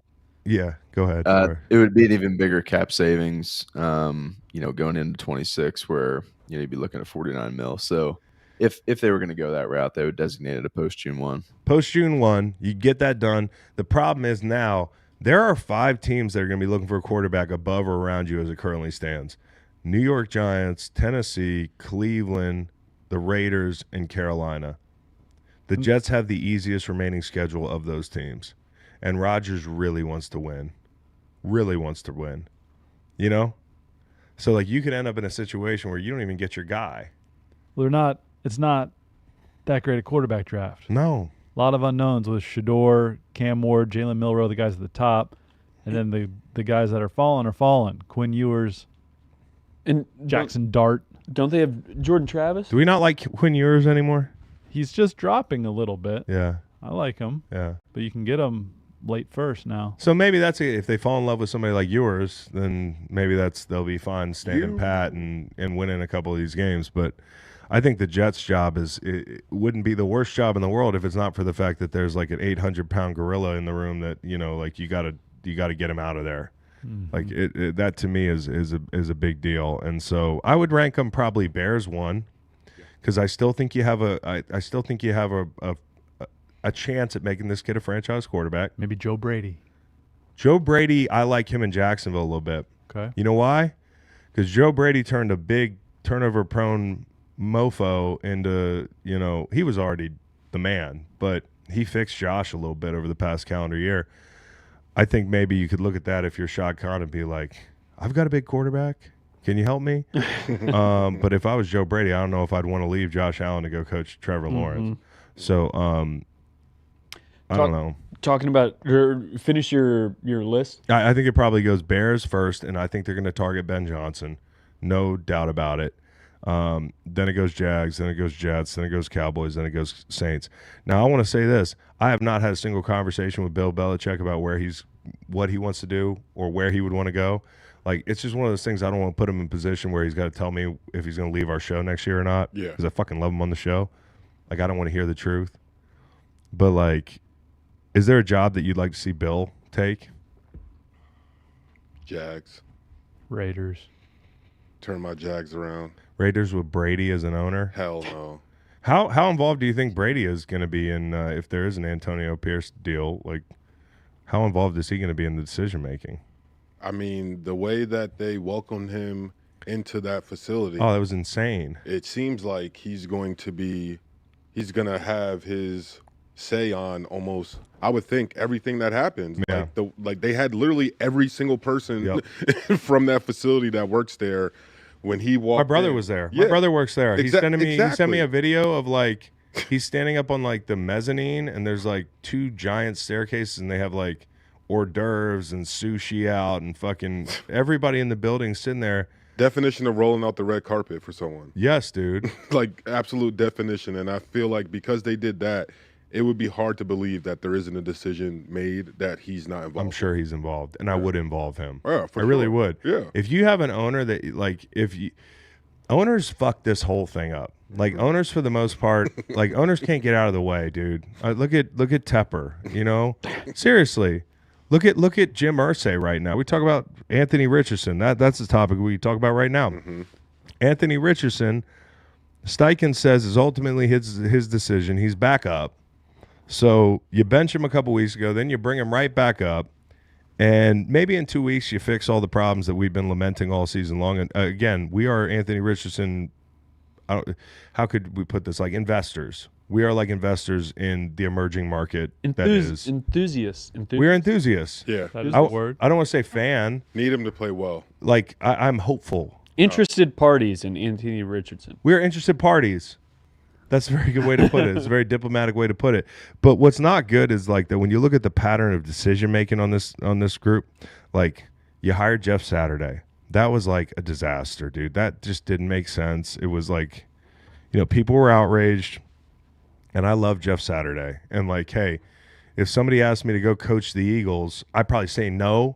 But maybe if I was Jeff Saturday, I'd say yes. And so I understand why Jeff Saturday might have taken the job, but it just wasn't the right decision to make. And then you look at like all the dead money that they incurred with the Matt Ryan deal, the benchings. You bring the guy over, you give up like what, a 3 for him?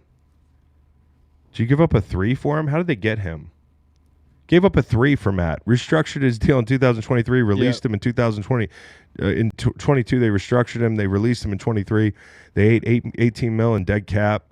Irsay benched him. Saturday benched him. I mean, like, organizationally right now, that feels like a shit show. You know what I mean? Mm-hmm. Honestly, if Shane Steichen got axed, I'd hire him. I wouldn't even like wait for him to take a year or two off. I'd do the rare thing where a coach gets fired and I pick him right up. Yep. Because when you look at the organization, that usually to me tells you how much better the guy could be. And the organization in Indy doesn't seem great right now. But the same thing with some of these other owners. They're just fucking up the deal, dude. And so if you invite a Tom Brady in decision making, like that's only going to improve the process. I think every team should have a guy like Tom Brady upstairs. There's only one Tom Brady, but there's some smart alumni that teams could lean on. I've always said this, hiring coaches, there should be a council. It should not be the owner. It should be a council of former players and people in the building who work in football, and the owner should facilitate that process. That would be smart. But, of course, we don't do it. Commanders sort of did it. Commanders did sort of do it. Yeah. Commanders did And sort that of do has it. Worked out beautifully. Now, as you talk about Deion, because this is it's a conversation relative to talking about the Cowboys job and talking about there are obviously rumors about Jerry wanting to bring Deion back and like how fun that would be. And I do think it would be fun. I do think, the question is, could Deion be a good NFL coach? I do think he could be a good NFL coach. I think Deion's learned a lot at his 2 stops in college. Not all of it applicable to the NFL, but like Jackson State, he did that. Like there's no smoke and mirrors there. Like he did that. And then you get up to Colorado and obviously like it's his marketability, it's the excitement around the deal. Like they're packing that stadium. That's not a football town. Like, he's created a lot of buzz up there, which doesn't do anything for you in the NFL.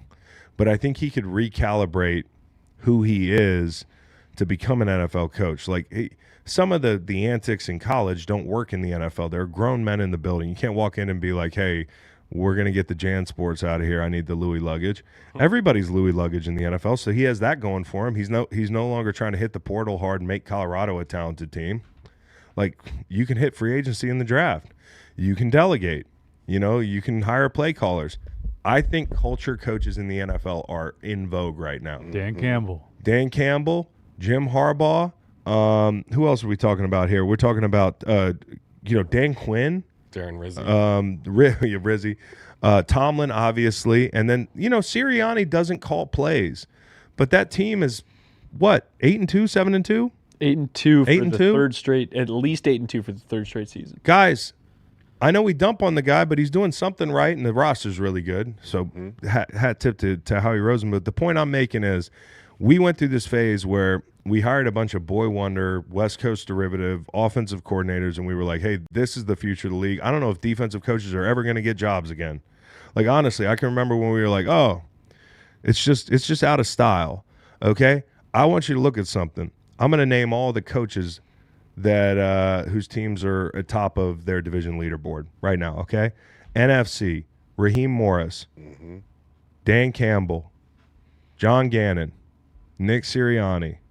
AFC, D'Amico Ryans, Mike Tomlin, Sean McDermott, and then Andy Reid, the fly in the punch bowl. Everything was great. It was all defensive and culture, guys. But, like, the point remains, that's 7 out of 8 of division leaders is like, there's not a boy wonder to be found. So I think culture is in vogue, and I think defensive coaches are in vogue, and I think just like the former player kind of thing works now. Because we're entering an age where, players are empowered. And so I think it works a lot better to have a guy who's done it, if you can, in the building, and like in a building like Dallas where Deion, I think, won a Super Bowl in 1995, the first year that he was there, right? And I think that was the last Super Bowl they won was with Deion on the roster. So there's a history there, and I think Jerry would be happy, and I think he could coach his ass off. I think he could set a standard and create a culture in the NFL where he gives himself a chance. So I don't think there's a reason to point to where you're like Deion couldn't coach in the NFL. In my opinion. How do you think those, like if he continued the cameras and the... I don't think you can do all that in the NFL. Okay. And if he did, I would be turned off by it. I think it works in college and it makes sense in college because everything you do is marketing. But like Dallas is a marketing machine. You don't need to do that as a head coach. And I don't think players would love that either. Right. Like, I don't think players would love, that whole service. Right. If he does become the Cowboys head coach, are Travis Hunter and Shedeur Sanders Dallas Cowboys? They're going wherever teams want them to go. And listen, I know the Archie Manning thing. Like, everybody's like, what about the Archie Manning thing? The reason the Archie Manning thing worked is because Phillip Rivers got drafted by the Giants, and they could just make the switch. Like, that wasn't going to work if there was no Phillip Rivers in that scenario. I don't think it's that. Like, Jaden Daniels last year. Do you think Jaden Daniels wanted to be in Washington? Do you guys think that? Because I don't think so. The way not. him and his representation were making a big stink about, the Washington meeting. Remember, it was like, oh, there's too many guys that came in. We're dissatisfied with the process, that whole thing. My theory was that he wanted to be in Vegas with Antonio Pierce, and he didn't get his way. And guess what? Him and his representation were wrong. He might be a damn good quarterback. He might be one of the best in the damn league already, but that doesn't make him a good handicapper. You know what I mean? That's a totally different ball game. Now, I understand if you're Deion, you don't want your son to go play for like David Tepper. Right. I would do the same damn thing. Yeah. I really would. And I'm not going to sit here and be like Deion's wrong for doing that. Archie did it, and nobody had a fucking problem about it. Every time Eli's on TV, it's not what we talk about. But it's not like me judging Deion's intent. It's just more like, I don't think that's going to work, bro. And it's definitely not going to work if you're like, and Travis Hunter. Yeah, right. Like, bro, you can't just start doing Two that. of the top five. I'm sorry. picks. Like, and then teams are going to be like, I don't want to deal with Colorado players. But more often than not, the team's just going to draft the guy. It was like Jaden Daniels last year tried. Commanders picked him anyways, and you got to be really happy that the Commanders picked him. He's got to be really happy. So If you're a team and Deion behind the scenes has said, like, I do not want my son or whoever to go there, would you just snag him anyway? And Yeah. be like, what are you going to do about it? if he's that good, hey, you'll be happy. I promise you. And I don't know which organization he's talking about. Yeah. Which one do you think he's talking about? Like, all right, let's imagine we had kids. We do. Let's imagine they were good at football. We don't know yet. But I think G's got a real shot. Yeah, I do too. All right, show me the tankathon. Show me the draft order. And I'm going to tell you as a dad. Because it's funny, when I remember being in the draft, my dad, we have this picture on the front steps of like where I got picked and then like the face we would make. So like if it was pick 3 and there was a team we didn't want, we'd be like, like, and then we'd go all the way to like 8 or whatever it was because there was a range of where I could have got picked.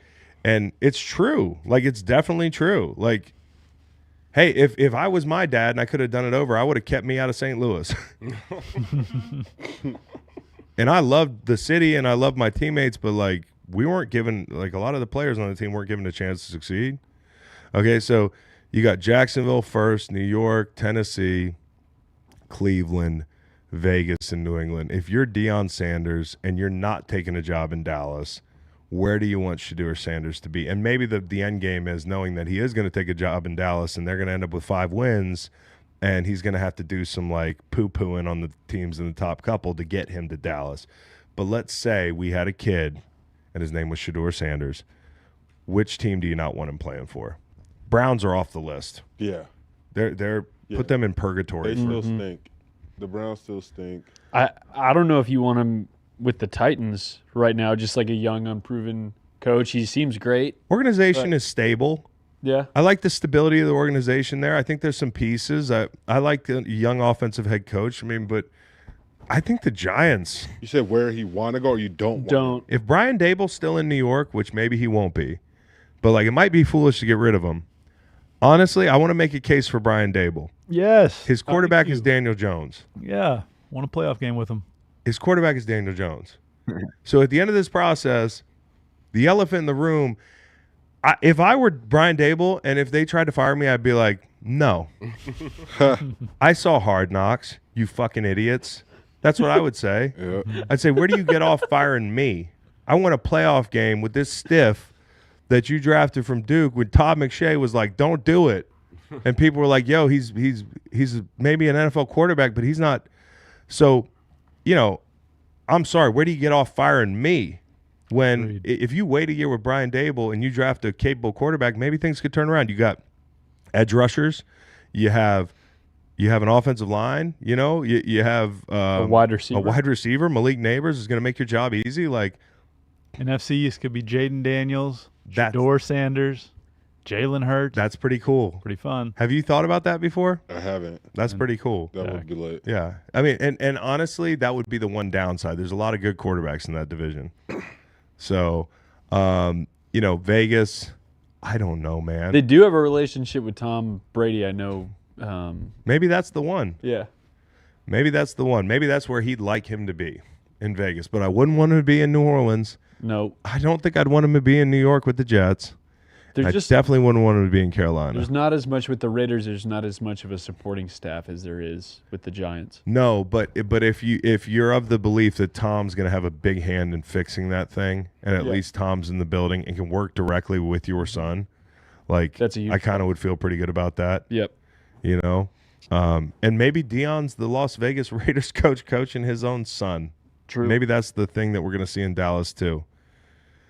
But that to me is the harder part about threading the needle of being a head coach for him in the NFL. And I mean this with all due respect. It is really hard to imagine coaching your son at quarterback in the NFL and having to make hard decisions and having to make there was a deal in Colorado. Wasn't there a deal where Shador had a concert or something, or the team had to go? Yeah, the team had to show up to a Shador rap concert. I'm pretty certain. And maybe they all wanted to go.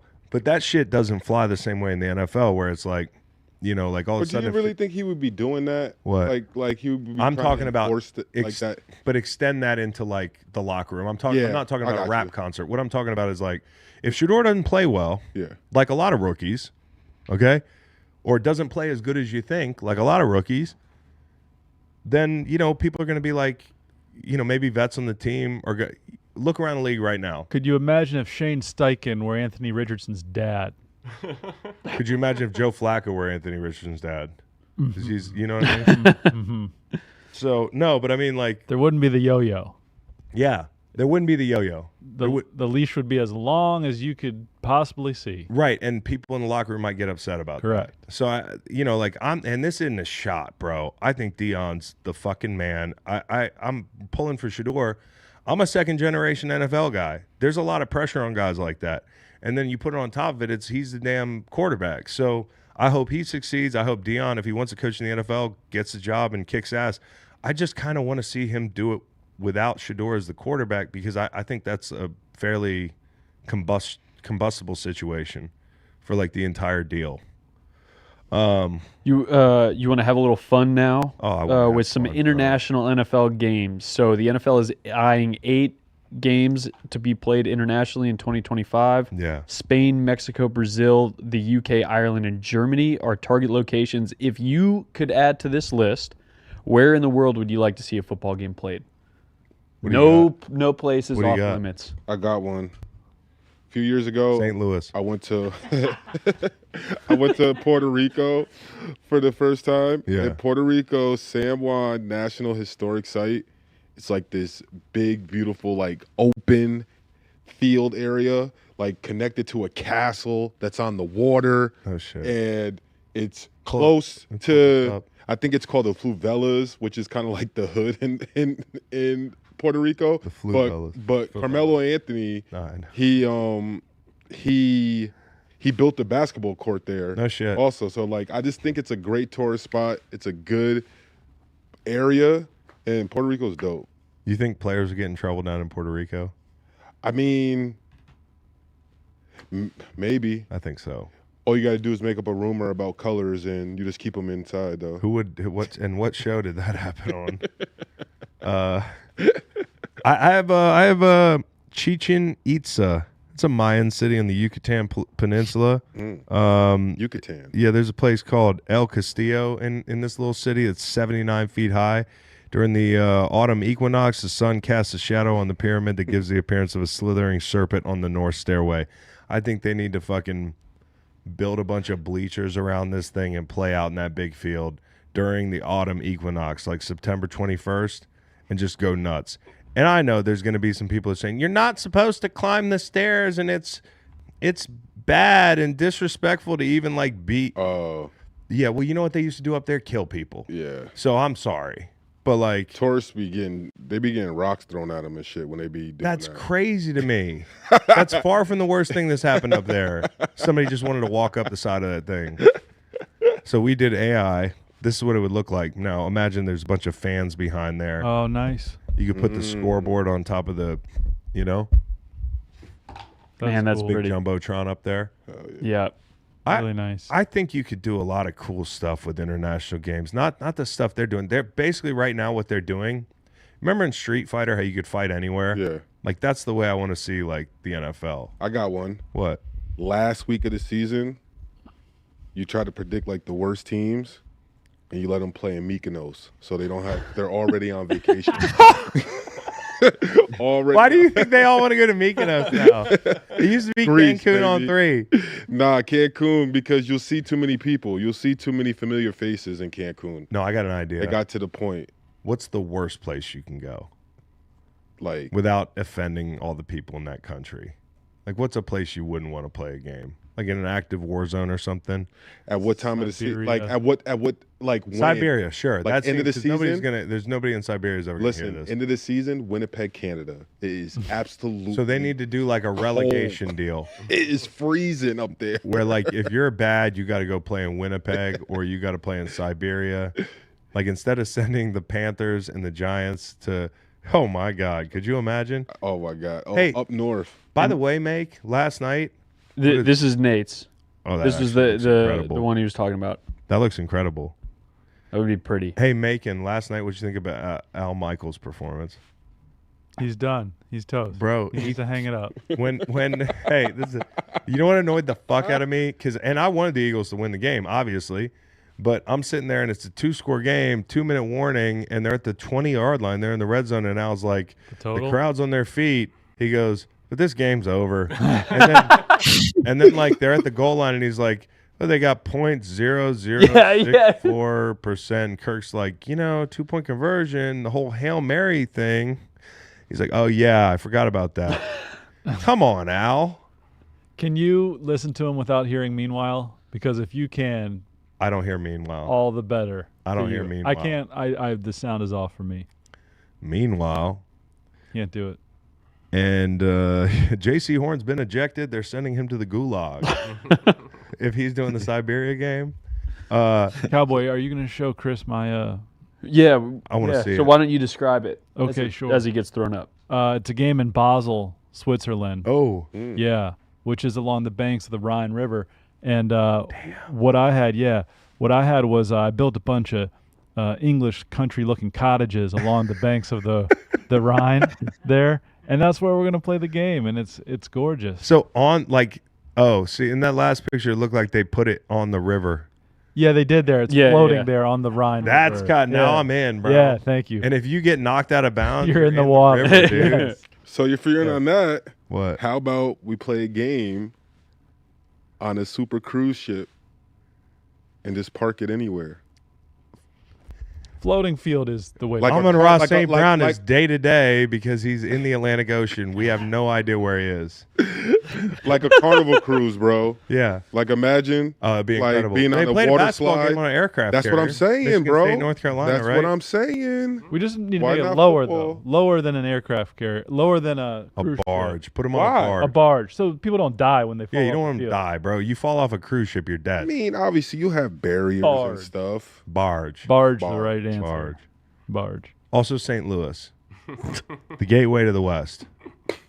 I think they build a beautiful stadium right there under the arch and call it a day. Just not international. No. It's domestic. When you cross that bridge, shout out to the St. Lunatics. Hey, don't ask us about the burglaries. Okay. I had this really good question because Patrick Mahomes and Travis Kelce got burglarized. So my question was, the year is 2035.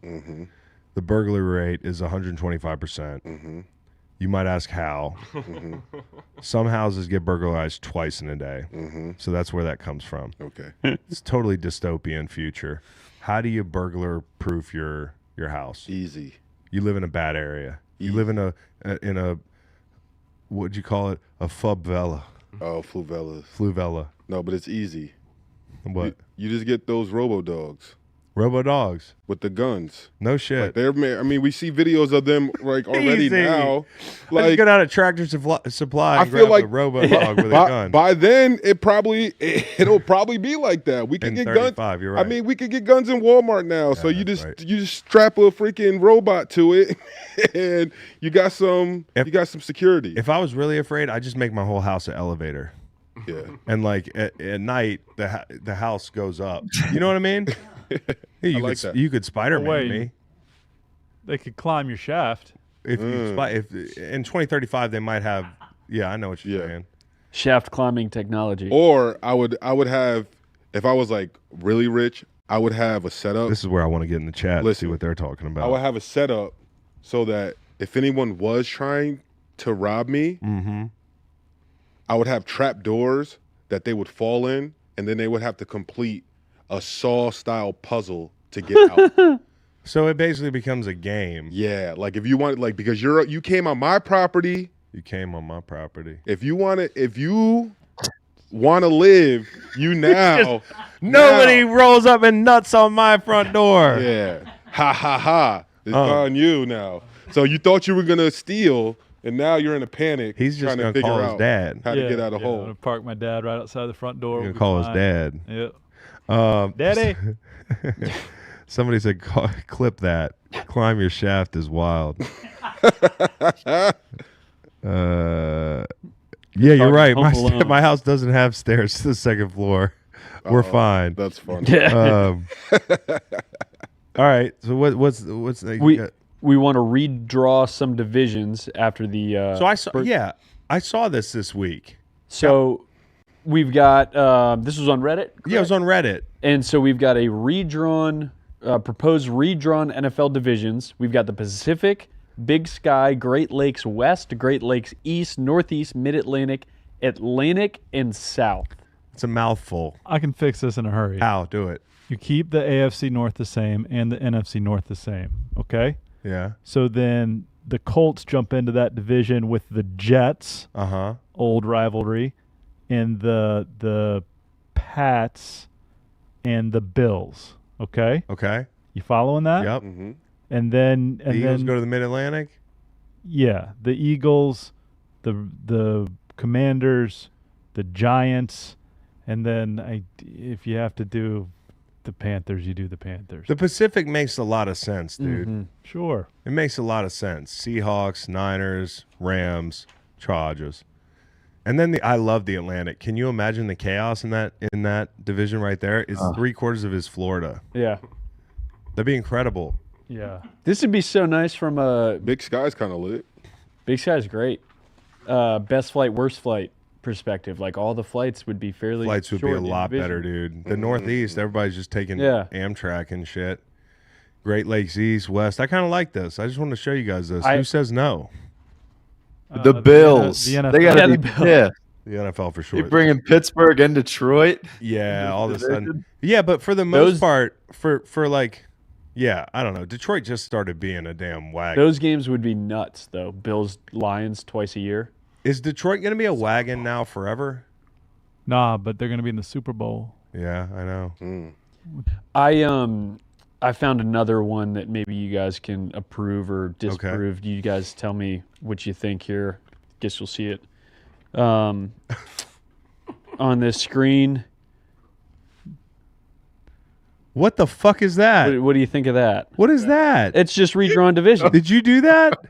Oh my God. Who did this? This is also on NFL Reddit. This is ridiculous. Are those all weens? That looks like a dick. Yeah, what's going on with there's a dick coming I out guess of the if West. that's what you see, I guess. Yeah, then I guess but- you got one? If that's what you see, That is what I see. that's what I see, dude. I see somebody just NFL wiener version. that's chaos, bro. I can't even. I refuse to look at that. For people that are listening to the podcast, pop on over to YouTube. Trust me, these divisions are all fucked up. Okay, About the 2 hour and 5 minute mark is we when got you a see that. fun mailbag coming. We got a couple fun finish? mailbag questions. The first question we had a little trouble understanding at the very beginning. I was fine. No, I'm me. Oh, good. Because I was the one who asked clarification. Nice. On one hand, what 5 liquids do you want to select to Hey, represent each finger? And by the way, chat, you can put in a couple mailbags if you want, because we Drop got it. about 10 minutes left. Drop it like it's hot. Drop it like it's hot. So basically, you will have the ability to shoot a liquid from each finger on Easy. one hand. Easy. I wrote this down last night at 1 a.m. Thumb, water. It's an easy access point. You know what I mean? Mm-hmm. You got to have You water. just suck on But your you know, thumb again. you do understand you get to shoot it out, so you don't have to suck. Like, you can use a cup, bro. I don't want to use a cup. Okay, go ahead. I don't want you to go. Your hand, You know what I mean? I guess. I mean, shit, dude. I just want to take the water straight. You know what I mean? You gotta go get a cup every time. Like that. Mouth on Okay. the faucet, head. Index finger, Glacier Cherry. Okay. Gatorade. Middle finger, because this looks weird. You don't want to do this in public. Almond milk. I only drink it at home. Awkward to flip people off in public. Ring finger Sprite. McDonald's Sprite. Yeah, well, yeah. Pinky finger, 1969 Macallan Rarest of the Rare Duncan Taylor Speyside Single Malt Scotch Whiskey. That or the Macallan The Reach 81-year-old Single Malt Scotch Whiskey. Think of how fucking fancy I would be just sipping $8,000 scotch out of my pinky. Oh. And you didn't get the question? This is one of my favorite questions. He walked in this morning, he's like, I don't particularly understand this question. I'm like, how complicated could it be? Well, that is true. The way it was written was not clear. My 5, I'm going with my thumb is going to be French vanilla coffee. My index finger is going to be Fiji water. Not overrated. Overrated. Whatever. 3 is going to be You mean middle. virgin coconut oil because I can use it for moisturizer and I can use it to cook. So I am knocking 2 things off in one right there. That's pretty good. You want to stay away from your seed oils. 4 Oh, would be milk. so much to remember. Like dairy? Like cow's milk? Like milk, yeah. Like my daughter drinks milk. Like So all of a sudden you're just like, I can, yeah. Like I can help out if I have another kid soon. Can help out with that. Have milk on deck. Like Milk on have my deck. girl take it easy a little bit. You know, milk on dad. and maybe some more titties for me. Yeah. when they're not occupied. So thinking That's about very that, true. and then If you're into 5, that. I'm going with Tito's so that I can make an espresso martini with my thumb and my pinky anytime I want. Bam. Bro, it's basically like you have a soda machine on your hand. It's incredible. I went oil, and then Ooh. some sort of acid if anybody comes from my oil. Like what kind of what kind of like gas oil? Oh yeah, like the crude oil. Oh, so basically you're I'm the gonna Middle East. You're gonna become the Middle East. Yeah. Damn. Yeah. Your wife You is not gonna like if your fingers are ever leaky. Well, I was told there was we would not leak. No, you don't Okay. leave. I was told there would be no leakage. But you cannot be here anymore if you got a bunch of oil on your person. Oh, I 'Cause people won't. are coming for you. I won't. Yeah, well, that's why I got the acid. But no, you know why that's bad for you? Why? You can never smoke blunts, man. You'll be real scary. Yeah, no question. Yeah, I'm good on that front. Yeah, that's true. No cigars. All day, pass I'm you just a going to be blunt. dumping all my oil into my jugs. In your cars. Yeah. That's dangerous. Hey, I think that's a good Spark- idea. Any sparks, man. Hey, I like that idea. you Save shoot them some all. cheddar. How long does it take to fill up your gas can? with oil? Can, Oh, are you're you able to it's not shoot all gas. 5 Yeah, it fingers? should have Not little- gas, little just crude gas, oil. too. You should have one gas. Yeah. Bro. You So should let me have ask this. one high grade. Uh-huh. Let me ask this. Yeah. No homo, but if I wanted to siphon oil from you, Yeah. would I just have to like? Suck my finger. But that's again why I have the acid. Oh man. Oh man. What happens when you're thirsty? I'll go get a cup of water. That's so good. That's so good. King Cobra venom is $10 million per liter. Oh, give me some King Cobra venom, dude. Give me some King Cobra venom. How much a liter? 10 million bucks. A That's liter a is liter. a lot. That's a lot. You got. That's a fucking lot. Well, there's a lot of people that need King Cobra anti venom. Yeah, when they do those videos and they get their teeth in that, it's like How do they do it? it's not even a loogie worth of. No. So that's so little. In the chat, Najib said Dr. Fax sucking fingers for oil.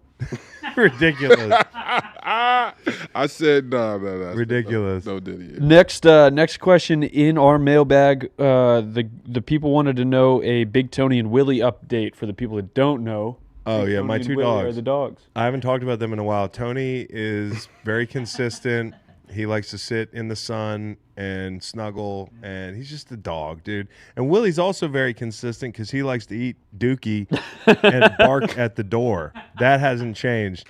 And I just got to be honest, maybe this is a little bit of a life advice situation, so maybe Ryan Russillo can answer my question. But what do you do when you want to give away a dog? You know, in my house right now, there's no secret. My wife and I are not big fans of the dog Willie. Willie is a really poorly behaved dog. We have young children. This guy's relentless. This guy, I mean, he communicates with his tongue and his nose, and he doesn't give you any space. And, like, I totally get it. You get a dog, you kind of are stuck with the dog. Like, that's the deal you made with, you know, the dog gods. You know, I drove to Culpeper, Virginia. I picked that dog out of 5 dogs, and I made the wrong choice. And and so I have a friend who has a chocolate lab that just passed away and kind of wants the dog. Like, I don't know what the dead cap looks like on this dog, but I kind of feel like it'd be good to give my friend the dog. And me and my wife had to sit down with the kids the other night, and we were like, hey, Willie is really struggling. And we were like, Rob, our friend, is sad because he lost his dog. Maybe we could give Rob the dog. The kids started crying immediately. So basically, we got a situation where the kids basically are like they're like they drafted the player. You know what I mean? Listen, and we're you know. Can I be vulnerable for a second? Yeah, be vulnerable.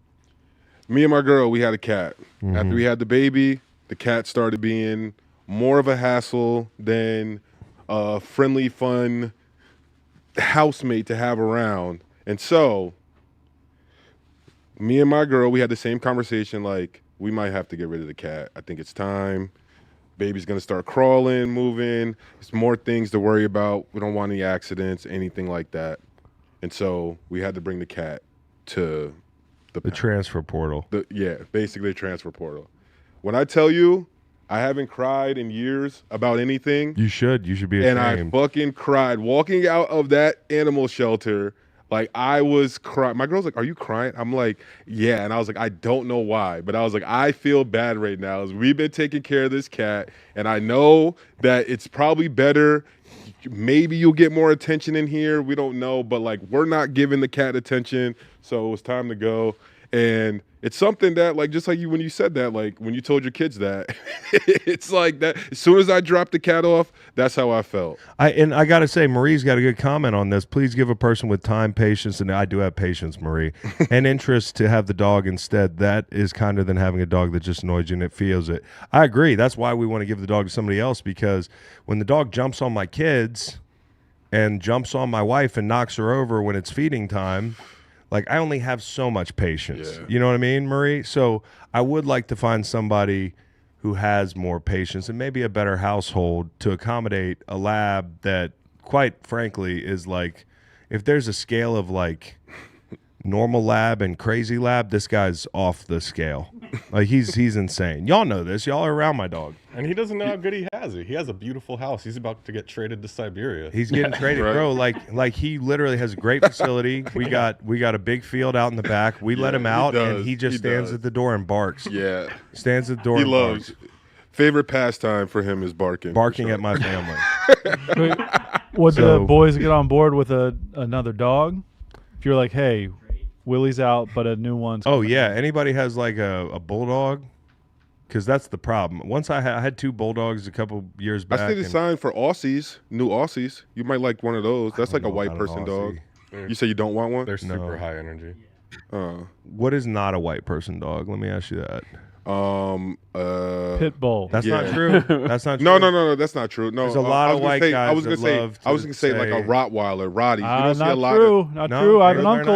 I have an uncle. Rottweiler. Yeah. Okay. Yeah. You guys got it. Yeah. Hey, but let me tell you something about pit bulls. They are not the problem. No, my sister has 2. Really my nice sister dogs. has 2 huge ones. They are never the problem. They have never done anything bad. Pit bulls never done anything bad. Like, you talk about pit bulls, they might cancel you, bro. Like, honestly, there's some people that are so protective of the pit bull brand. Yeah. Even though the pit bull, the dog is fucking up the brand. Yeah. The dog is fucking up the brand. We didn't do it. All right, see how quiet y'all got about the pit bull thing? Y'all are scared of the pit bulls. Pit bulls can't hear us. Don't be so. Why are y'all so scary about pit bulls? I'm scared of them You because see what they've I'm- been bred for generations to hurt people. And I know, but y'all are scared of their owners right now. No, You guys are scared of their owner. Like, Well, at when I least see you're one, coming. when I see one in public, I'm scared of it. If I had a kid nearby, I would walk around. You pick up the kid. Oh, hell yeah, dude. I'm sorry. And then people get all offended, like, how could you judge my dog? I'm like, I don't know. It's a dog. Why don't you get a golden retriever? Airbud. That's on the list now. Talk about a white person dog. That is Airbud, baby. Okay, what's next? Anything? We want to ask the question: should you make it a law that no Christmas lights or trees are allowed till after Thanksgiving?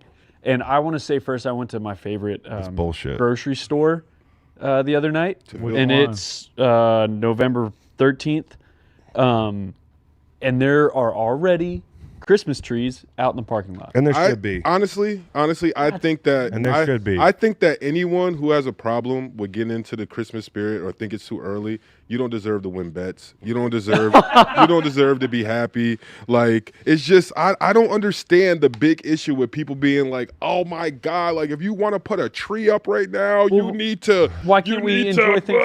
It's manufactured outrage. Nobody likes the look of a cornucopia. They all look fake, stupid, fake leaves. Nobody cares. Pilgrim decorations, not that cool. I like Dude, it. y'all got to enjoy the seasons, man. Enjoy the seasons. I do enjoy the It's the season. season. Just Enjoy because the you put a season. tree Don't up, jump to the just next because one. I put a tree up doesn't mean I'm not gonna enjoy eating turkey, A ton of turkey and mac and cheese and a 50 stuffing. milligram Seems like you wanna edible run in 5 through it. You football wanna get games. to the next one. Cowboy. What's the next one? Can I tell you something, Cowboy? Please shoot.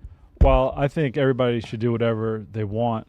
I was sort of your mindset until last year when we crossed the divide of putting a tree up before Thanksgiving, and it was additive to Thanksgiving because I didn't have to worry about going to get the tree the next day Look at or the that. following Yep. Monday. And it smells good. Look at Smells that. good. It always smells good. And if you go Yeah. shopping on Unless Black you're a Friday, fake like tree you don't guy. want to have to hide presents before you even have a tree out. Bro, it's just like it's already there. Can I tell you a story? I have a friend that lived in an apartment building, and he lived like way up in the apartment building, and he had a tree. All he had the like way a up. real tree. And it was like a big, kind of like 8-10 foot tree. And when Christmas is over, he dropped that thing down the trash chute. 12 stories. Could have impaled somebody. He actually works for this podcast. His name's Dr. Fax. I was on the 22nd floor. He dropped the fucking tree. I put it in the incinerator, and the reason why they found out it was me, there was a trail The pine of needles. pine needles from my door all the way Almost the perfect crime. to the trash chute. Oh, man. Nearly got away with it. Good times. No, but what I was going to say is I think society is generally going downhill, but it was going downhill as soon as they started making the white lights. I think that, yeah, bro, I know you're a big white light guy. You sell real estate. I understand. It's got to be classy. But to me, colored lights are the way to go, and they should be the way to go. Absolutely. I don't think you can say that. What do you mean? Colored lights? Colored light. Yes, you can. You mean color lights? It's colored lights. Colored lights? Yep, that's right. What do you mean? Facts. I want to apologize on behalf of Steve Long right now. Holy smokes. No. Yeah, you're right. I'm a big white lights guy. Are we just doing this? No, colored lights, bro. Like red, green, yellow, whatever the fuck, all of them. I want all the colors. I don't want the white lights. White lights to me are like sterile. White lights Y'all are like, just do lights, or do you add in like a blown up, 2 foot tall Santa or a reindeer? if I have more time, I do more. But I more just on don't the have any time tree. because of this fucking podcast. Outside. Stupid ass podcast. There's a wreath. Okay. A reef. On the door, multiple. Hey, ask the chat. What are Are you guys like the type? Are you gonna put like a mistletoe for you and your wife? Like No, mistletoe. no, I get kisses all the time, bro. Nice, bro. I don't need to manufacture kisses, bro. I get so many kisses, bro. I got a kiss before I left this morning. Damn. Okay, I get a player. kiss when I get home. That is sick. Damn. On the lips. Nice. You know? Okay. No big deal. Wow. Hey, by the way, where are we watching this fight tonight? Oh, I don't know. Here? Let's do it. What time we got to be here? I'm gonna be here. 12:15 a.m. We could also watch it in my house. I'd much rather watch it there, It's whatever. if you know what I mean. And if you want to bet the fight, you can do so on BetMGM. As we get ready for Week 11 in the NFL this weekend, I want you to picture this. You bet your favorite player as first touchdown scorer, but he throws a block to send a teammate into the end zone, and you lost your bet, right? With BetMGM's second chance promotion, you'll get your stakes back and your first touchdown scorer scores second. Bet on any pro football player to score the first touchdown of the game. If you're right, you win. If your player scores second, you get your stake back in cash. Keep that in mind next time you throw in a first touchdown score bet with BetMGM. Happy hunting. Happy hunting. Everybody, have a great weekend. I hope you win all your bets. And I hope Mike Tyson knocks his head almost Clean off off. his shoulders. Yeah. Not clean off. I don't want to say fatality. Quick question, Chris. Yeah. If you're swagging and surfing, you're clean like what? If you're swagging, I don't know, bro. I was clean, just like- dancing during This that was a song. fun game. It's that a we were playing lyrical last game. night. I don't know that one. one. I don't know that. What clean You don't like know what? this clean like dish no, sir. detergent. I never liked the song. I just like You like Too Short? What's Too Short's favorite word? Who? Too Short. What's my favorite word? bitch. Why you got? Yeah, you got it. Well, no, but I didn't know the last one because I never listened to swag surfing in my car, bro. I only listen to swag surfing when I'm obliterated and 24 years old. What does PD Pablo want you to do after you take your shirt off? Twist around Oh, your head like a helicopter. like a helicopter. Hey, okay. This You is a got good it. game. Yeah, I This is a fun know. This game doesn't suck. What does Outkast say? Oh, who does Outkast say? Sorry, Miss Jackson goes out to. This goes out to. It goes out to mamas, mamas. babies, mamas. Yeah, Mamas. baby mamas, mamas. Yeah. You guys But know these a are all little the bit. white folks songs. I mean, I went through the deck to see which ones I think you guys would have a chance Oh, thank you. with, and so Very it's, patronizing. I mean, it's not fun like if you don't really know. No, you know. what I'm saying. All right, y'all. Take care. Come back Monday, Come back Monday. 2:30 p.m. Come Eastern. back Monday. Little reaction time. Come back Tuesday.